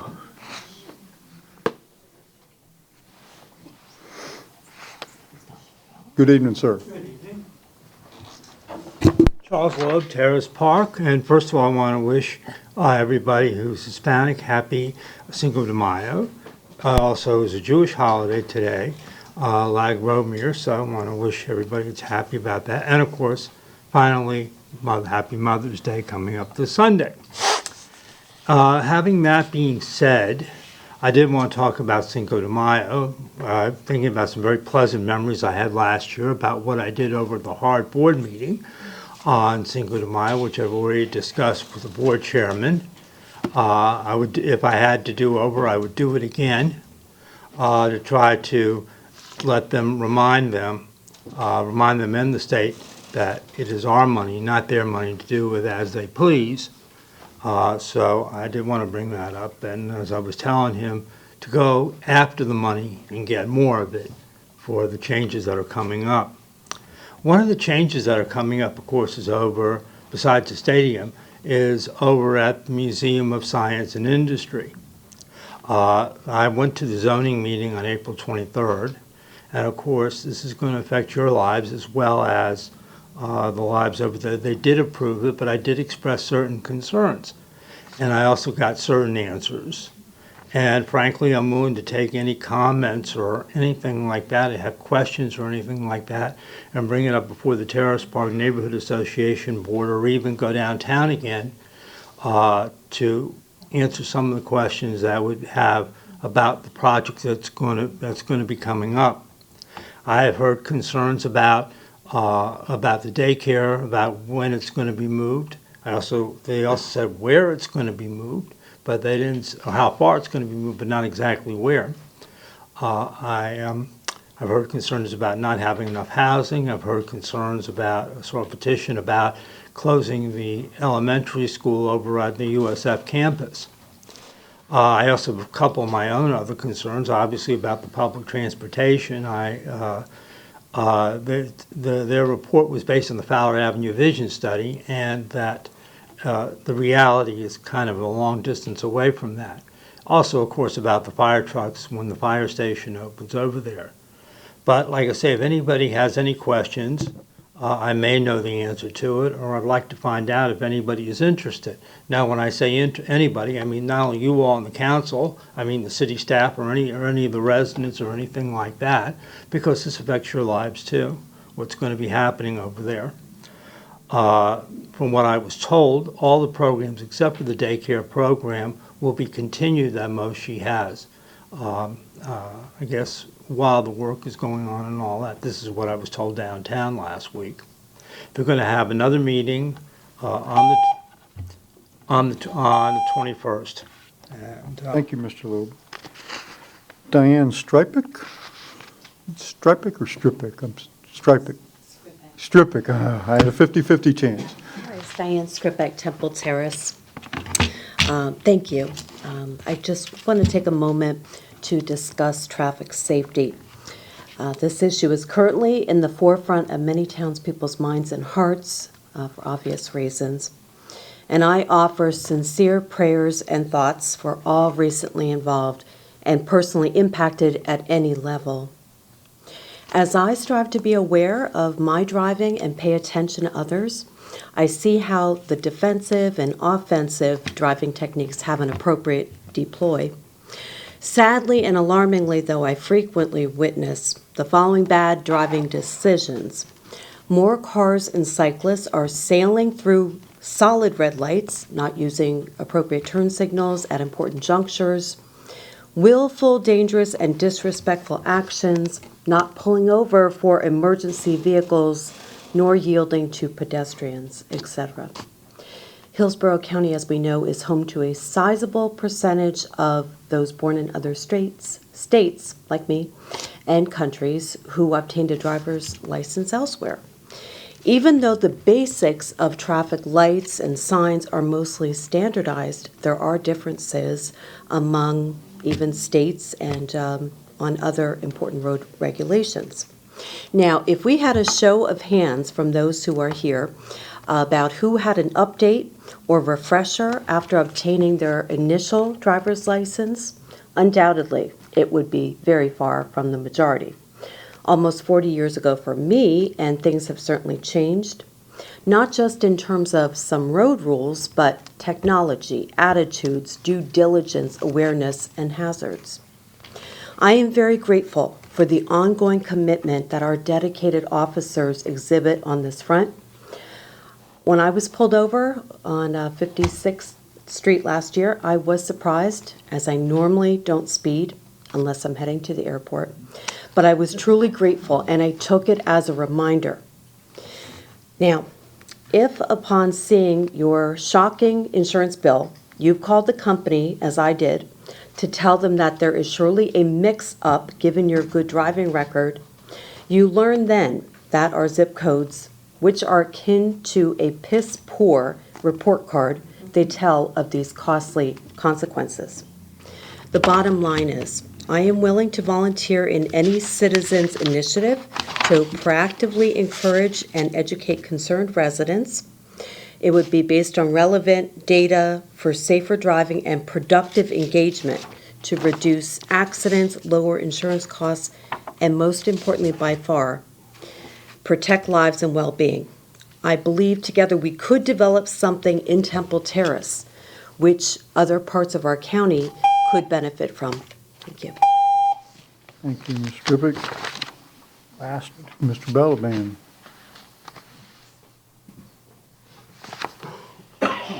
Good evening. My name is Don Balaban. I've lived in Temple Terrace over 41 years. I live on 914 North River Hills Drive. I moved there from Allenbrook Street on the other side of the river about 3 years ago. I'm here to talk about several things. First off, on the bonds for the police and fire station. Your mayor knows I'm pro-law enforcement. I worked for the sheriff's office 35 years. And I helped get grants. I did everything for them. But anyway, and I helped this community a lot over the years. But you got to get your information out more correctly also. Not just get it out, but you got to sell it, okay? And to be honest with you, I'll get about a D on that. What that gentleman said earlier, go back and see what the school board did to brainwash all your low-income people and renters and pass one of the biggest taxes in the history of Hillsborough County, your school tax, a private amendment separate from your regular school tax. Increased my taxes $600 a year, okay? They used the unions to help put signs up at every school for every parent. They went to all the low-income areas, put signs up, because they vote too. But they don't pay property taxes. The landlords do, and owners like us, homeowners.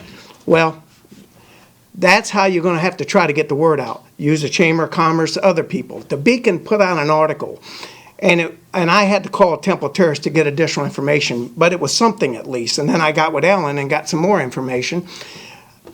It had in there that your average tax was going to be about $188 on an average house at $200,000. That might be a duplex over here right near the city limits. The average house in Temple Terrace, I'm assuming, is $350 to $500, maybe $600. When I called, the lady said, well, it's assessed value. And I said, I understand assessed value. But if you bought a house recently here, you don't have a whole lot of Save Your Home that came with it. And your assessed value is a lot more than $180,000. My taxes are going to go up $450,000. $450 a year. Now, with that, that's about a 20th of my retirement from the sheriff's office. I have other income. I'm a very successful person. But I'm just giving you how you look at it. Also, on that tax, it should be capped at the first 200,000 of every resident here, because most people that pay taxes don't call the police department. I think I've called them 3 times in 41 years. Handled most things myself. I called them, and I can tell you the 3 calls probably in 41 years. That's most people here. We've got a lot of law-abiding citizens. It's the apartment complexes and the low income where your crime is and all of that. Okay, so this don't affect them like it does us. Limited at 200,000. I don't know if you factored in, but in 10 years, I'm gonna be paying 30% more in taxes because my taxes go up. It's capped at 3% a year. So in 30 years, that. But I have other things I could tell you how to help bring in income for Temple Terrace. So if y'all want to, Andy, the mayor knows how to get hold of me. I'll be glad to share it with you. Thank you. Are there other members of the public who wish to address the council at this time? Okay, seeing none, council, is there a motion to approve the consent agenda? So moved. Second. And all those in favor say aye. Aye. Aye. Opposed? No nays. Consent agenda is adopted. Next item is the first reading of an ordinance amending section 1-104, enforcement procedures, and 1-105, schedule of violations and penalties. And our code enforcement director, Jack Shanks, is here to explain. Good evening, Mr. Shanks. Good evening.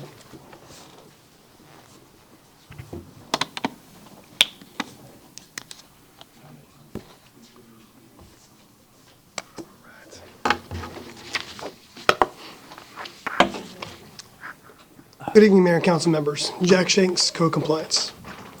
The item before you tonight is a proposed amendment to Chapter 1 of the City Code that would update verbiage, add applicable code sections to the table of Class 2 violations, and establish a new Class 4 violation category within our existing civil citation framework.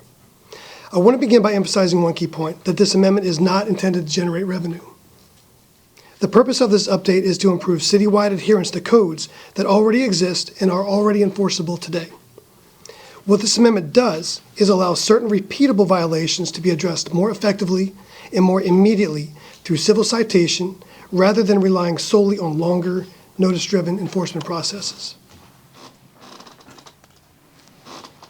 In Section 1-104, subsection D, verbiage has been added to include the terms itinerant and transient. This allows for the inclusion of violations that can be complied with and then recur quickly. It includes violations such as yard parking or commercial vehicles in residential areas, as well as certain violations relating to the short-term rental program where the renters change frequently.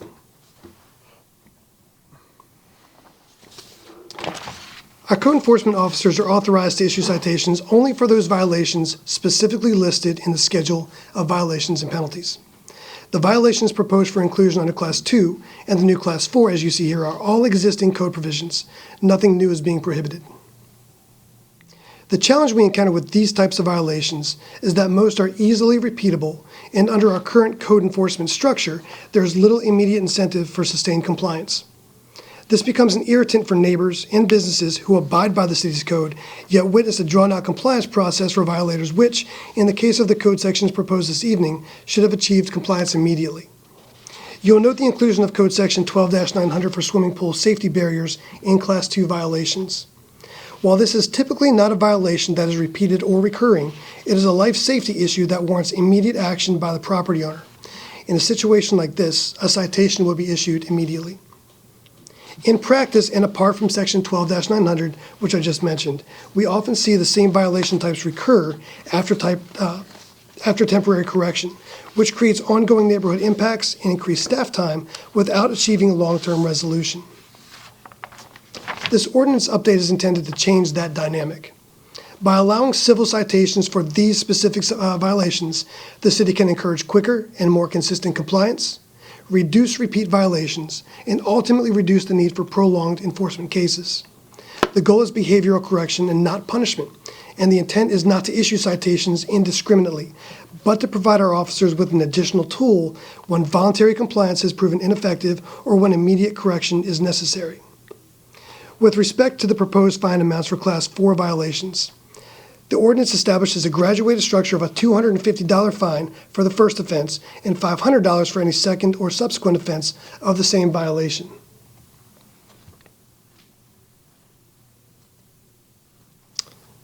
I apologize, this slide did not change. I updated it recently. I'll explain.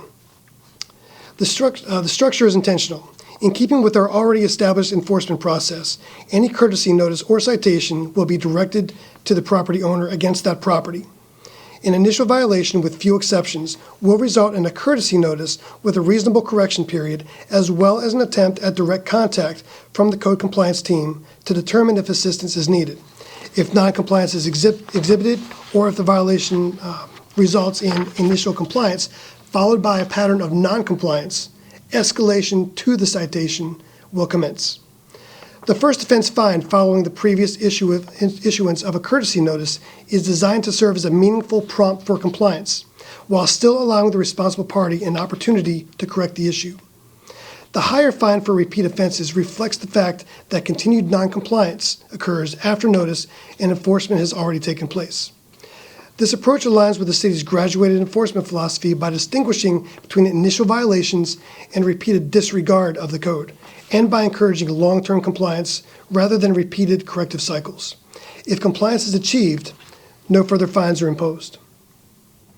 In summary, this ordinance strengthens our ability to enforce the codes already on the books, improves compliance outcomes, and supports neighborhood stability without expanding regulation or creating new prohibitions.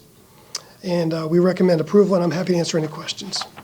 Are there members of the public who wish to comment on this item?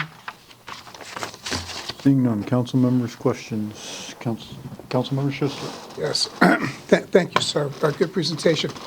I have some concerns as to how this is going to be monitored, if you will. I know with code enforcement actions, we go through, your staff goes through, okay, they go out, they leave a courtesy notice, then they come back. If it's not cleared up, they take pictures, and there's the issuance of a certified letter to the owner and postings and so forth. And I watched on the code meetings that you present this evidence as part of the thing. How are we going to make sure this keeps that type of stuff, that type of, I don't know the proper term, chain of evidence? I don't know, how is that going to be managed by your people to make sure that there's no abuse or that we don't have a potential issue? So Section 1-104 of our code already lays out the basis for everything as far as civil citations go. Understood. It talks about who is responsible for those and what happens if, for example, somebody doesn't pay their citation. When it comes to internally how we're going to monitor that, it's going to be like we do it now. Nothing's really going to change. We'll go out there, we'll identify something. One of the things I'm going to ask my officers to do, we're going to put a policy in place, is they contact the office prior to writing the civil citation. They're going to take pictures, date time stamped, so we have that documented. But generally, they're going to get the courtesy notice first. The courtesy notice is going to be just like the courtesy notices we have now, except it's going to specify that should the violation continue, the next thing is going to be the civil citation, first offense, second offense. And that's not just for the Class 4 violations, it's for the Class 2 violations as well. Okay, if I get stopped by a police officer because I'm speeding and I get a ticket, there's a certain level of confidence of the training that goes into the officer, I did it, all right, and that type of thing. Unless I can go back and there's a way for me to actually fight it. What's going to be the mechanism to fight it if they feel it's unjustified? Now, don't misunderstand me. For the repeat offenders, absolutely. There's that goes on time and time again. I have a rental property, there's a VRBO 2 houses down from me, that constant grass is too high, parking is obscene, and we brought this up with the. I brought this up with the short-term rental things we tried to institute regarding parking. They don't park there. They're parked there now, but they're gone when anybody goes by there, and so we have repeat offenders. How is that going to be handled by your staff? So just like a regular ticket, people do have the right to contest that. The very first, so 1104 subsection A, the county court shall have jurisdiction over all violations governed by this division. So once we write the ticket, it's going to go to the county court. Now, there's going to be a conversation that we're going to have with the county court or the clerk to determine how that process is going to look like up front, because they have 30 days to pay, Right. In that first 30 days, are we going to hold that, or is it going to go directly to the court? We're going to establish that shortly with that meeting. But as far as the routine, like going out and identifying somebody's grass is too high, the intention is not to go out and just start throwing tickets out there. Really, the intention is to go out there, hey, your grass is too high, please cut it. Right now, if we do that, they're going to get the window, so 15, 16 days per the courtesy notice. Then they get a notice of violation, so then there's another 15, 20, 30 days. They go to the code board after the notice of hearing, another 15 days. The code board is going to give them 30 days. So that's a long time. The grass will be up to my waist in that instance. This way, we'll be able to go directly to this property, take the pictures. This is a violation. Here's your courtesy notice. Please cut your grass. Do you need assistance? We do that now, but this is going to be a little bit more direct. I think the response that we're going to get from people is like, we don't want to pay a fine. Let's go and get this cut. And if we need assistance, we have resources for that. Okay, because we had a situation several weeks ago where a lady on Royal Green, I believe it was having a problem with code, and I just, we just make sure it doesn't get out of hand, and we don't have a problem with the public on that. That's all. That's my concern. This is just a tool. I understand. Thank you. Hey, Vice Mayor. Thank you. If this passes tonight on first reading and then the next meeting, second reading, when does this go into effect?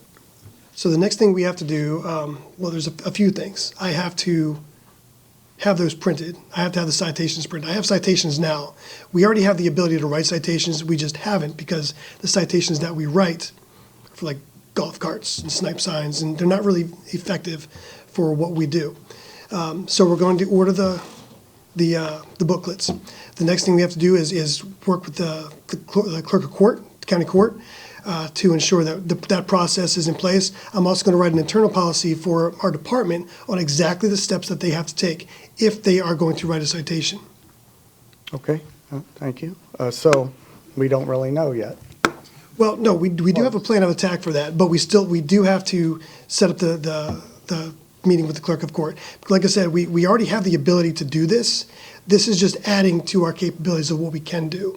So there's already a process in place. We're just going to tighten things up a little bit. Okay, thank you. A couple more.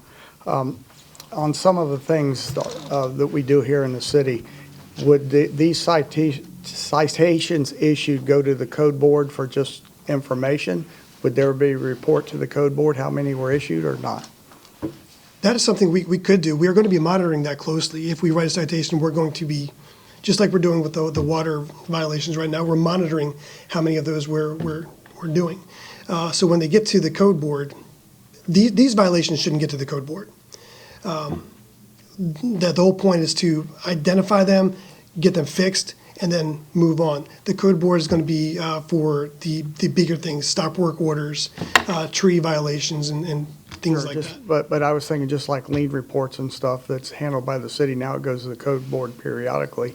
Maybe this was something, I don't know, you might want to check with. We could absolutely do that. The code board or however that's done. And with liens, would liens on the citations happen just like if there are code violations that go before the code board and don't get paid? So we're going to be working directly with the county court. So there's going to be a judge involved. The judge will then determine what's going to happen with that. Okay, thank you. And the last one, Mayor, last question. Other jurisdictions, do they do this also? Yes, yes. One of the ones I researched closely was Tampa. They have something very similar to ours. The codes they're using are a little bit different. Some of them are similar to ours that they're using the violations for, but yes, they're doing this. Okay, thank you.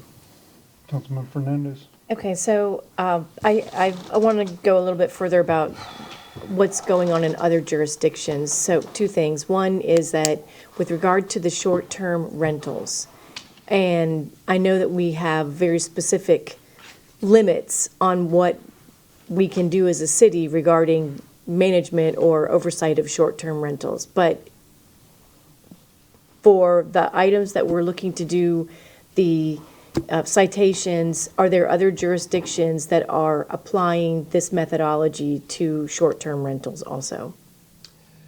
I haven't researched short-term rentals. Primarily, what we're seeing in other jurisdictions are the regular codes. The two that I've attached here are primarily for the yard parking and assembly uses. I have seen those in other jurisdictions while I was doing the research for this, but they're not directly tied to the short-term rental ordinance. Okay, but we would not have any difficulty, and because I know that my concern is that short-term rentals, while they have a wonderful benefit when you're traveling, but sometimes can be a negative on the community, that what we're doing is applicable to all properties, not just owner-occupied or a short-term rental. Correct. They're applicable across the city. The only two that are specifically to the short-term rentals are the one for the parking and the one for the assembly uses. The other ones apply across the board. The reason that those two are specific are because they affect the certificate of use, and they read differently because the person being cited is not the property owner. The person that violated is not the property owner. They're the people that are renting for the day or two, and then they're gone. The violation of the certificate of use is very specific for that ordinance. That's why they're called out separately. Okay, so as far as issuing a citation, I'm concerned about the strength of enforcement, let's say, because I know that I've had complaints about things in the past where someone has their boat in their driveway, and they get a notice that they're not allowed, they haven't even had it there 24 hours. They were just parking it there before they go drive it somewhere else, and they're like, how am I getting this citation? I haven't violated anything. So I'm a little bit concerned. How are we going to make sure that we're not excessively issuing citations? We're balancing, people living in their house and. Sure. So it's just, the process hasn't changed. It's exactly what we're doing right now. The only thing different is right now we're using the MCEB. So we still have the courtesy notice. They're still going to have that time. When our officers drive by a house and they identify a violation, let's say it's a boat in a driveway, they're going to give them the courtesy notice, say, hey, just so you know, this is a violation. But it's not a citation, it's not a notice of violation, it's just a friendly notice that this is a violation of the city, and then we're going to monitor for the appropriate timeline, because they're allowed to have the boat there for a few days. Same thing with campers, RVs. After that time frame goes on, at that point we would move to the notice of violation. But when we have these conversations, I would say 95% of the people that we interact with comply immediately. It's the smaller percentage of people that are really becoming an irritant to the neighbors, and they make up a good bit of the phone calls and emails that we get. In researching the ordinance or the codes that we inserted here, these are the ones that we've received the most complaints about. The 12,900 for the swimming pool barriers. We added that one specifically because it doesn't happen frequently, but it's an important safety item here in the city because we are in Florida. There's a lot of pools around here, and we want to make sure that children are safe. So all that combined, nothing is really changing except for instead of going to the enforcement board, they'll get a citation. Okay, so my last question is, what happens if we have people come to us saying that they have been excessively targeted? They get a citation, that citation is through the court. Right now, if something changes, if they were to come in front of code enforcement and for whatever reason code enforcement agrees or disagrees or whatever the outcome is, they're able to suggest lowering the fines or doing something like that. In this case, what are you seeing response-wise in other jurisdictions regarding community concerns? So I can give a very specific example. My neighbor was actually parked the wrong way in front of his house. This just a few months ago, and received a citation for that. He violated something, he paid it and moved on. It didn't ruin his day, didn't ruin his life. It was just a learning experience, and I'll tell you right now, I will never park backwards in front of my house based on that. Really, what we really want to happen is these courtesy notices that go out. It specifically shows what the citation amount is going to be, and that should be enough of a deterrent to say, let's just abide by the rules. We will have people that test and go to that first citation. And when that happens, just as I mentioned in the presentation, the hope is that fine, having that fine is enough to say, I'm not going to do it for the second one. I don't want that to happen. And the fine had to be enough to be an actual deterrent. If it's $25 or even $75, for some people, I actually had somebody told me, go ahead and fine me $75. It's worth it to me. While their neighbors are all complaining to us that we're not doing anything to curb the situation. This should be a deterrent. This is just a tool. I don't believe that we're going to end up having to write a lot of citations. And I actually see that in other jurisdictions as well, when it comes to code compliance, not the criminal side, code compliance. Thank you.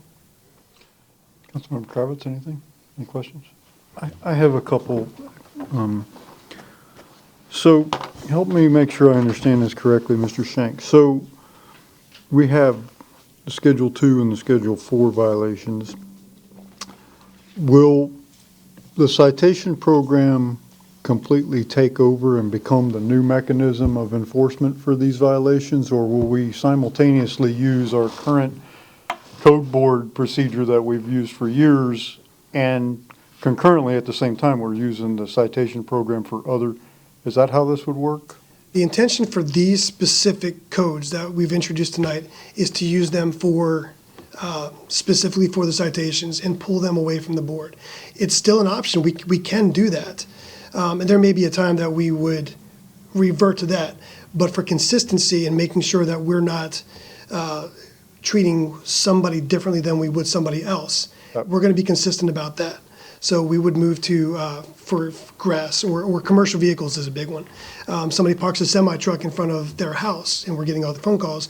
That's going to be a courtesy notice, please move your vehicle, followed by the citation. That wouldn't make it in front of the code board because it just takes so long to get in front of the code board. These violations are the ones that you can fix and then put it right back again. Okay, so that answered part of my question because I wondered about, okay, one resident in the city gets cited and goes the track of going to the code enforcement board, and the other same violation, the other person on another street gets a citation and goes a completely different track. We won't do that. Okay, well, then that being said, though, the first two, I think table 2, I think is what you call it, weeds, grass, and underbrush, and then another one, 10-34, duty to keep premises clean. Those are the bread and butter violations of the code board. That's what they do. I mean, probably 80% of the cases that go to the code board are those two, or some combination of one of those two. Throughout the year, yes, sir. So I have a little hesitation about these. I don't know how it would play out, and I'm trying to do this on the dais because truthfully I read this yesterday and I thought, well, this is okay, but after the discussion I'm like, I don't know if this is okay or not. A couple things I'm concerned about. One is weeds and duty to keep premises clean. Those types of cases, as you and your staff well know, they often involve, I mean, sometimes they're just scofflaws are too lazy to mow the grass, but oftentimes they're people who have whatever. I mean, they have illness in the family, they have, money problems, they have, there's a reason for these in many cases. The original intent of forming a code board for the city was to have a panel of your neighbors, your peers, the people that live in the city, to hear your plight, as it were, and to say, well, these are your neighbors, maybe not next door, but I mean, these are your peers listening to your plight and taking that into account and saying, okay, we're gonna give you whatever, or we're gonna set the fine really low, or we're gonna, give you 60 or 90 days to comply instead of 30, because we recognize that there's some circumstances here that come into play. One is we're gonna lose that. And I think these two, the weeds and grass and the duty to keep premises clean, are two of the most common where that neighbor discretion is important. Two is, I don't know if we've talked to the chief judge about this, but I don't know how thrilled the courts are going to be to inherit. I mean, this is a pretty heavy load that we're going to transfer to the courts, because these are the bread and butter cases. Now, a few years ago, we did start something a little different with the city attorney, in that some of the more egregious ones that are not responsive to the code violations, they don't pay the lien's just running up, they don't fix the thing, and the fines just keep escalating. The legal staff started taking some of those cases to court in lieu of the code board, because there's a judge that says you got 30 days to pay. If you don't, I'm going to hold you in contempt and all that. But that's done on a very surgical and deliberate basis. It's not done like everybody whose grass is too high, right, doesn't get a citation. I don't know. I'm reluctant. I mean, some of these, yeah, I'm fine. Short-term rental, we have a new ordinance that's taking effect in July that enacts some restrictions on STRs that we don't currently have. Those are new violations because it's a new ordinance. Like, the short-term rental parking, it makes perfect sense. Short-term rental assembly, those kinds of things. To me, it comes down to the selection of which violations are going to receive a citation and which ones are going to go the routine route. But I see code board meetings being like 8 minutes long in the future, because there's nothing for them to hear. Everything's going down to court. So help me, if you can, be more comfortable with this. Got it. So please keep in mind that just like we do now, we're not trying to go after people we don't know what people are going through. When we drive by somebody's house and their grass is this tall, or I have a great example for you. We have a resident who was consistently parking their car in the yard. Our officer approached the house and said, hey, what is going on this property? Because we've given you the notice of violation, and you haven't responded to us. What's going on here? And it turns out this resident was going through cancer treatment, and she was also caring for her elderly father at the same time. She parked the car up there to get him into the house and just was too tired to move the car back. So we came up with a workaround for that to make sure that she was good, she was still in compliance. But it all comes down to communication. So what we're going to do is we're going to give the courtesy. We're just not going out there and just writing a citation. We're going out there, we're identifying the resident, we're going to speak to the resident, see if there's resources that are needed. We have resources. We've made relationships with different partner organizations. For example, cutting their grass. If they need the grass cut, they need their house pressure washed. Do they need a roof? There's options out there that we're going to assist people with, and we're tapping into those as we speak. The people that you're speaking of, they generally don't make it to the code board because we've already fixed that. Now, if somebody comes to us and they're fine, and there's really nothing going on, and they just don't feel like cutting the grass, that's a different story. If they don't make it through that 15 or so days for the courtesy notice, we will then move forward with a citation, because at that point it's a conscious decision not to abide by the city's code. And meanwhile, we're getting all these phone calls. The issue with taking something like that to the code board is it just lasts forever. We had one last year. It was actually one of my very first cases. It was a grass case, and it just kept going on and on and on. And the day before the hearing, he cut his grass.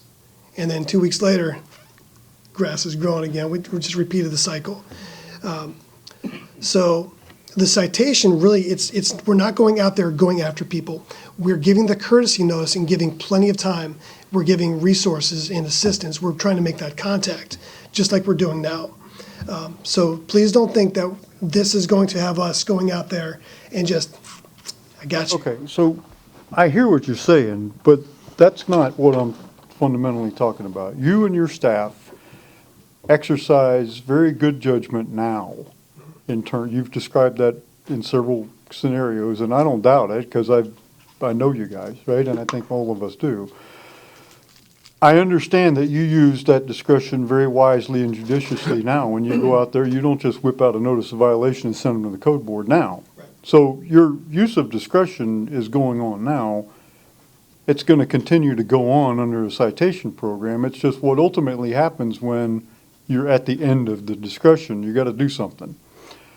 I am concerned. I'll read this between first and second reading if it passes tonight, and I can't speak for the whole council.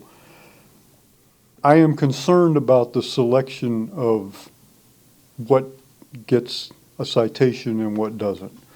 I would feel much more comfortable, this is just me speaking for me, I'm not speaking for anybody else. I would feel much more comfortable with this if we triaged and set the schedule of citation violations up differently. So perhaps an example would be weeds and grass and underbrush and duty to keep premises clean. That's a garden variety code violation. Just about every code violation includes one of those two. I would feel a lot more comfortable if the first time these people went through the system, they got a notice of violation, came before the code board. But in the case of the grass that you're describing, right before the hearing to mow the grass, 3 weeks later it's back. Okay, now they're getting a citation because it's a repeat within a certain period of time. Okay, I'm good with that. But just to jump right to a citation, first of all, I'm concerned that we're decimating our code board's responsibility, that they're not going to have any meaningful role to play. And second, we're going to overload the courts, which of course is their problem, not mine. But I don't think we're going to make any friends at the courthouse. The other thing is, though, is a first-time violation for having grass. I'm not sure that we really need our residents having to take a day off of work and drive down to the courthouse and find a place to park and go through security and find our courtroom. Now we have code enforcement meetings at night, so most people can come at 6 o'clock or 6:30, and they don't have to. I mean, we intentionally don't have it during the day, so people don't have to take off of work to get there. I think the selection of violations, and I'm talking too much, but the selection of violations, in my mind, needs a little tweaking. I can't give you that direction. It depends on what the council, but it's unlikely that I'll vote for this on second reading if we get to that, if it comes back like this. And I'm one vote, so. I'm ready to make a motion, because I have discussion, but I can't Yeah, I'm sorry. It's all right. Yep, okay, Vice Mayor. Oh, Wait, still questions? question. I think Councilmember Schisler. Did you, Was it Councilmember? a question? I did have two questions. Okay. Do we have any ideas statistically what's coming through to code board on a regular basis? She's shaking her head. No, I'm hearing all different things, We do. I don't have that with me, but No, I understand that, but- we throughout the year, we will get grass cases. Most of what we're getting recently has been parking, a lot of stop work orders, trees. Not so much trees recently, but there have been a lot of those. A lot of parking violations, commercial vehicles recently. Those have been the big ticket items. Stop work orders? Yes, stop work orders, yes. Okay. I would like to know what the breakdown of that is, Do that? if we could, but, it would be helpful in before a second reading. I just would the other question that just came to mind is, our officers will go from one zone to another zone. And anecdotally, I've heard where, well, that's where I said a new officer came to my zone, and now I got a citation or a notice that I'm in violation, and they don't know my area, they don't know the area. So I mean, I just want to make sure that we have the proper training for the officers going forward with this, so that my boat's been there for 2 days. they may know it, they may not know it, but a new officer comes in, doesn't see it, well, okay, we have a warning, a notice. But just be careful with that. That'd be my concern. Councilmember, did you have questions? Yeah, just a quick one. Thank you very much for this. It's a good step forward, I think. And my question is, just to sort of ease everyone into it, could you please walk me through the A to Z from the initial friendly outreach? Could you please address your code violation all the way through to now it's in court? How many firewalls would the code violator need to blow through before ending up in court? How many days are there from the first outreach, for example, to the courtesy notice, from the courtesy notice to the violation, from the violation to the further escalation that leads to the courtroom eventually? What would that look like in a practical setting so that there's no concern here that, these routine things will just all end up in court all of a sudden? So we'll use grass because we talked about grass. So somebody has a yard with very high grass, over a foot. Our officer goes out, identifies this property as in violation, leaves a courtesy notice. That would be followed up by an attempt at contact. We'll knock on the door. We'll try to make a phone call. If we have email access, we have their email document somewhere, we will try to email them and find out what the situation is. So from that courtesy notice, they will generally have anywhere from 15 to 30 days, depending on the situation and exactly what's going on. At that time, a second contact would be made. If nothing happens, and that's exactly how we do things right now with the regular notice violations. At that time, the decision will be made to write the citation. That would be notified. I would give the approval to write the citation. The citation is written. A copy will be mailed to the property owner. A copy will go to the court. A copy will go to our clerk. At that time, they would have 30 days to pay the citation. If they don't pay the citation, at that time they will be asked to go to court. The judge then would determine what's going to happen with the citation. Does that answer your question, sir? Yeah, thank you. Okay, council, is there a motion? Yes, you, Vice Mayor, you were prepared to make a motion. Excuse me. Oh, I'm sorry, I got ahead of myself. Yes, thank you very much. We'll ask the clerk to read the title of the ordinance. Thank you.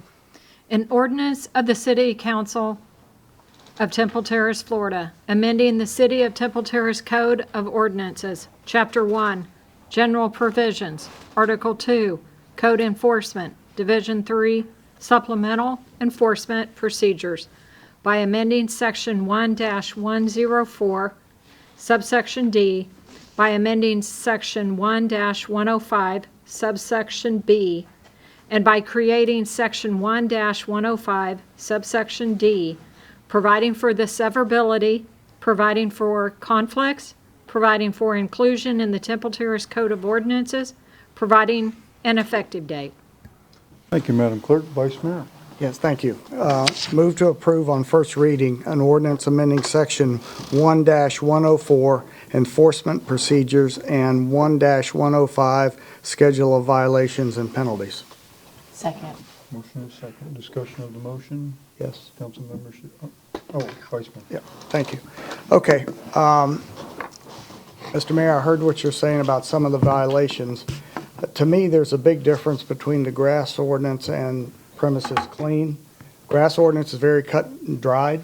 If you cut your grass, you wouldn't have it. But anyway, those we get a lot of, and again, could be up to 60 days, and it makes your neighbors mad. And that's really an easy one. Premises clean's a little, keep them clean, that's a little vague. I get it on that. But there's other ones. The biggest one I want to talk about, and it happened in my neighborhood, and I talked to code, was a pool security violation. House was vacated, it had a pool, the fence was down. Both sides of the fence was down, very accessible. The only recourse is what we had, and it was 2 months. That's a safety violation. City can't go on and put a fence up. They can't put barriers up on private property, so it took 2 months to get action. This would prevent that. And I'm all for all of it. I don't mind tweaking some of that. But these are items that happen anyway, and it stretches out 2 months. And for the other comments I've heard about my boat in the yard 2 days and I get a citation, you don't. You get a notice, hey, by the way, you can't keep your boat here for more than 3 days. They won't get a follow-up for 15 days. The people have plenty of time to move it. I also hear about they're picking on me. They're not picking on my neighbor, possibly because their neighbor's taken 2 months to fix the violation and they don't know anything that's happening. So I'm in support of the idea of this, and if some of my colleagues here have some issues with some of the items, let's take that up. But I support this initiative. And I am the liaison to the code board, and I hear all the items. Councilmember Schuster. I'm in basic support of the process. I am glad to hear a couple of things that Mr. Shanks said. Was that citations would have to be approved before they're issued? That wasn't said before. You know, they'll let you know, and you'll have first right of refusal and that type of thing. I agree wholeheartedly with the pool. I think that's not fast enough, in my opinion, but it is what it is. Pool safety is absolutely critical. And I've seen some pools, it's like, dang, that's a dangerous situation. And the quicker we can move on that, the better off we are. And the only other thing that I'd like to see for the next reading, just general statistics on how many of the code board, what violations the code board is actually having to spend time on. And we don't want the code board to be neutered, but by the same token, we want to make sure they're dealing with the issues. And then last of all, I just want to make sure that we have the proper training of our officers for the citation portion of it. Otherwise, I'm in favor of it. Further discussion? Well, for one, the pool isn't a no-brainer. I'm not against the program. Maybe I said it wrong. I'm against citations for I think the only thing in this, in my mind, that needs to be tweaked is what we're going to do citations for and what we're not. The pool would be fine. The improper parking would be fine because that's so transient, it's difficult to get that before. But some of them give me a little heartburn. The weeds, the grass, the duties, keep premises clean. These are bread and butter code board cases, and I am concerned about taking those off the table and sending those people right to court. We'll see. I mean, nothing's perfect sometimes on the first round. We'll see how it goes. But I do think we should better define what's going to get a citation. I think this is a little too broad. We're still discussion, right? Yes. Yes. So it's my understanding that the process would be that the homeowner would get a courtesy notice, be given time to correct. Then, if it's not corrected, the citation would be issued. They can pay the citation. They wouldn't go to court unless the citation remains unpaid. Or they contest it. Or they contest it.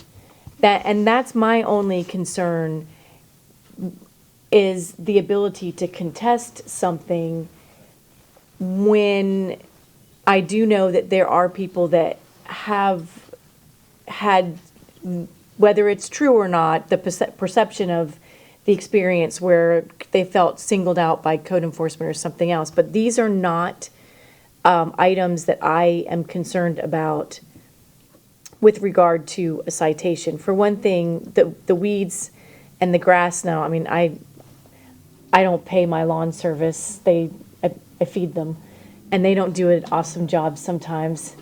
But, they're there and they do keep the grass or weeds a little shorter. But, I mean, that's an area that if they are allowed to go through this process, through the normal code process, you can go a long time. And that's where the raccoons, the rats, and the rodents and et cetera start causing problems for neighbors. So, I think our goal is to get this, the things that need to be addressed in a faster methodology than we can do through the normal code process. So I don't have an issue with that.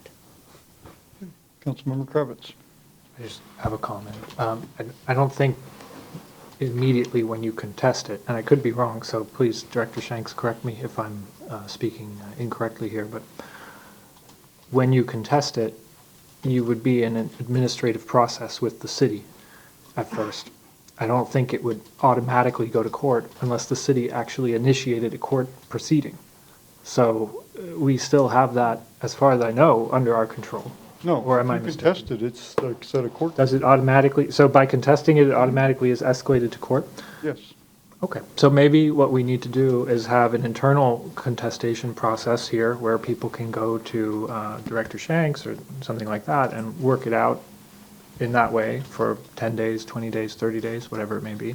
This is something I know from my home jurisdiction where you have a 30-day period after you get an administrative act to resolve it with the issuing authority, and then afterwards you have the right to go to court.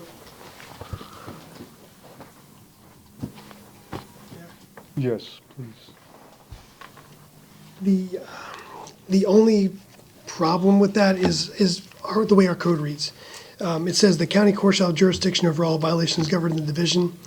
That kind of takes, unless I'm incorrect, that takes away our ability to move on that after we write the citation, I believe. I think I can speak to some of this. I'll just let Director Shanks handle it. When I was in Tampa, we set up the civil citation program, so I do have firsthand knowledge of how this will work. And the 30-day hold period was actually happened to us because the clerk of the court asked us to hold them for 30 days. So if this goes through and we have that process, and where if a citation gets written, I anticipate we would be holding them for 30 days. You know, that's what the clerk of court would want.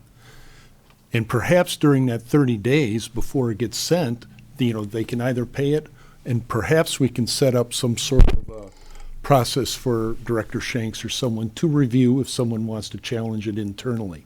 But if he decides, no, this is a violation, and they don't pay it, it would get sent to the court. The court usually has, I think it's set up 1 day a month, which handles all civil citations from Hillsborough County, code enforcement civil citations from Hillsborough County, City of Tampa, and then what would now be City of Temple Terrace. Plant Cities obviously goes to the Eastern Division. They have their own courthouse over there.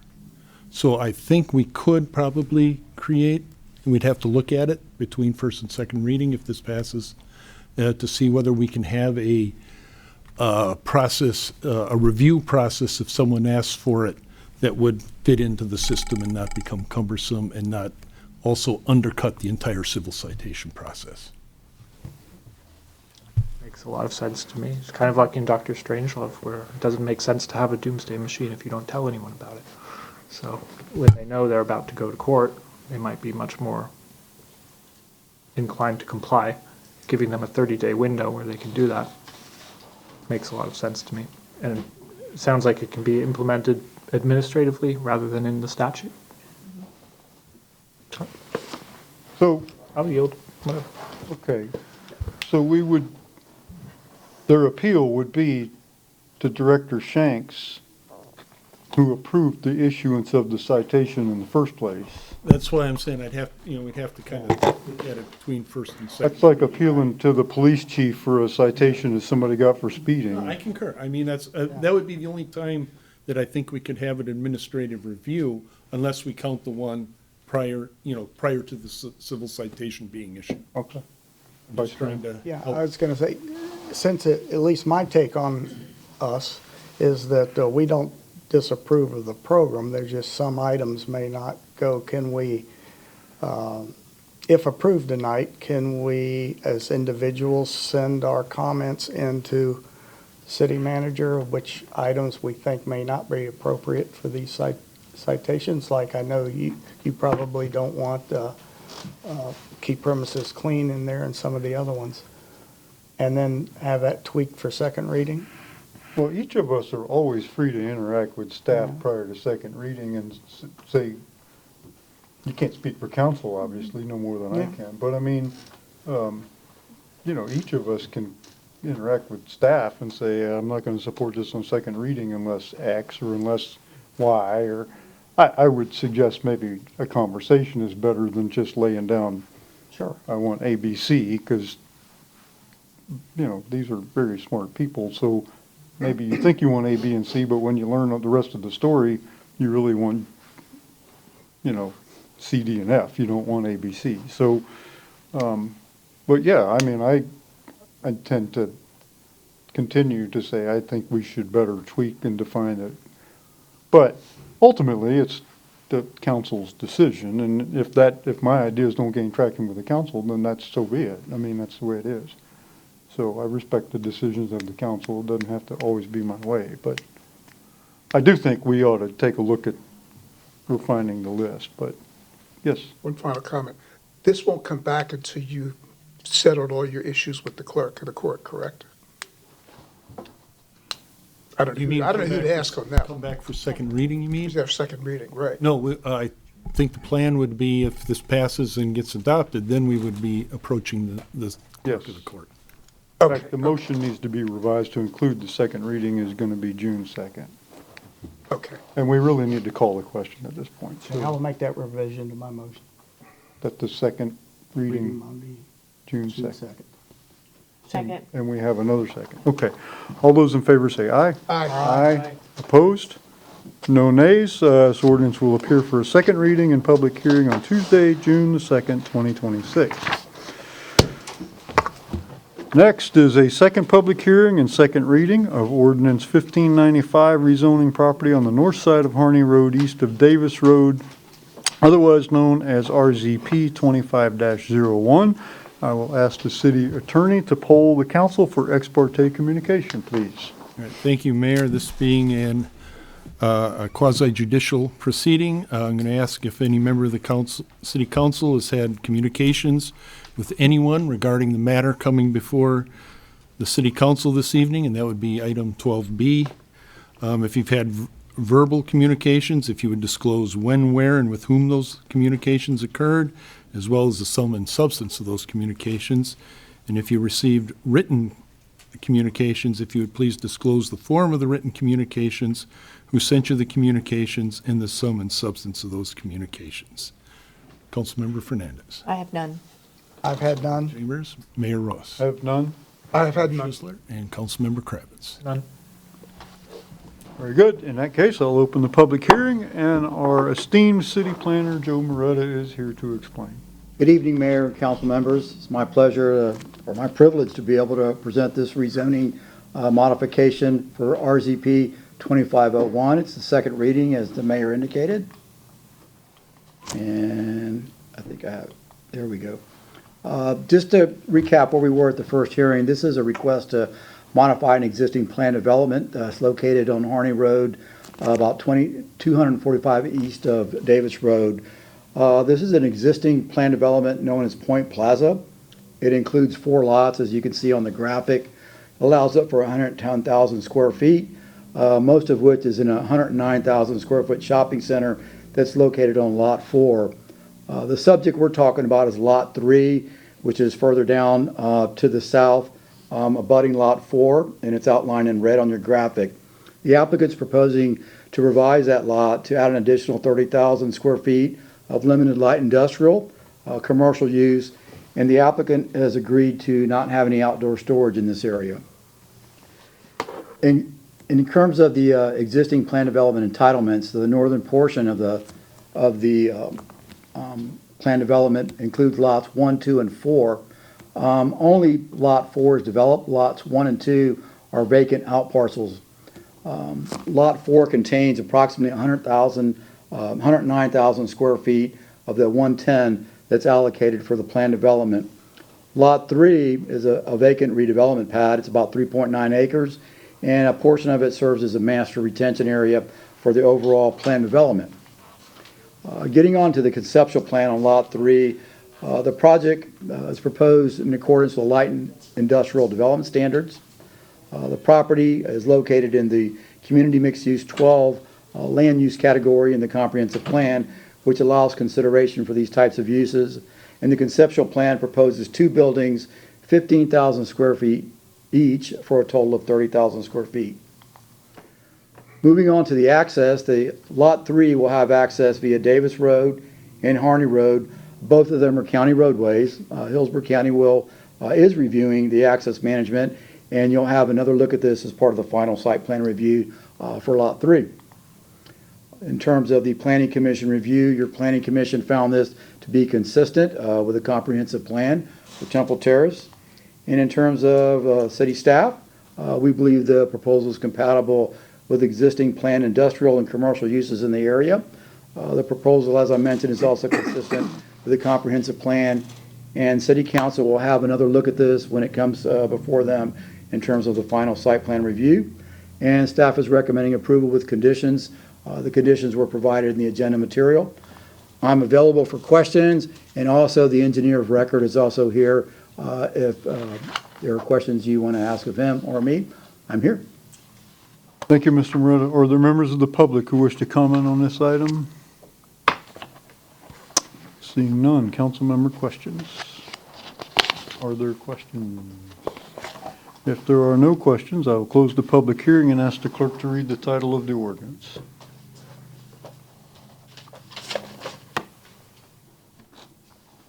An ordinance of the City of Temple Terrace, Florida, rezoning a parcel totaling 3.9 acres plus or minus, folio 38210.7606, from PD to PD that is generally located on the north side of Harney Road, approximately 245 feet east of the intersection of Harney Road and Davis Road, providing for amendment of the official zoning atlas map of the city, providing for severability, providing for correction of typographical errors, repealing all ordinances or parts of ordinances in conflict herewith, providing for an effective date. Thank you, Madam Clerk. Council, is there a motion? Move to approve ordinance 1595 on second reading, rezoning property on the north side of Harney Road, east of Davis Road, RZP 25-01 with conditions. Second. Motion is second. Discussion of the motion. If not, all those in favor say aye. Aye. Opposed? No nays. The ordinance is adopted on second reading. Thank you, Mr. Moretta. Thank you. Thank you. Good night. I know we have some new business. Is there any carryover council business? Councilmember Fernandez. Yes. Okay, so my first question is, and this probably will come up somewhere else as well. Anyway, with regard to the larger rental units, like meaning apartments or multifamily units, who does, they all have to maintain a certain standard of living, a certain standard of occupancy. Who would actually go back and see or inspect to see that they're maintaining the appropriate level of habitation? Okay, see. Overall, for habitability, sanitation, inspections, as I provided in that memorandum, it would be the Department of Business and Professional Regulation, the Division of Hotels and Restaurants. They are in charge. That has been preempted to them to regulate all of that. The city can still regulate as to the Florida Fire Prevention Code and the Florida Building Code. That said, I know that our Mr. Shanks has been working with the regional person with the Department of Business or Division in Hotels, or is it just DBPR? DBPR, and if they ask for assistance, we can provide assistance to them. But overall, statutorily, it would be the Division of Hotels and Restaurants, but I know that our people are working with at least the particular incident that was brought up at. So I guess the reason I'm asking is based on the last meeting where we've had comments from residents of, in this case, a particular establishment, particular residential, that sound fairly egregious in terms of meeting the living conditions required to be up to, your minimum housing code. So the question I have is that how does something within our city, how does a multifamily residence like that get to that standard when, if we were driving around looking at ordinary houses, we would be issuing citations? Should we be issuing citations at a multifamily unit like that, or have we been relying on the other entities to do the inspections? We won't be able to regulate through citation or code board or anything like that. As I said, and perhaps, Mr. Shanks can speak a little bit to what's factually been happening, but outside of the Florida Building Code, outside of the Florida Fire Prevention Code, we would be then I'm sure we'd be getting the calls.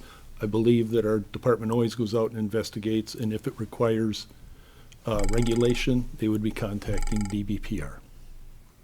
Okay, so I don't necessarily expect that we have a concrete resolution for the residents that are concerned like right now, but my concern as in city leadership is that it matters what type of housing stock makes up the city, and I think that our city, we have a great diversity of housing stock, meaning we have something for almost every age group or every life stage that you are in. You've got your large house, large family, small house, small family, multifamily.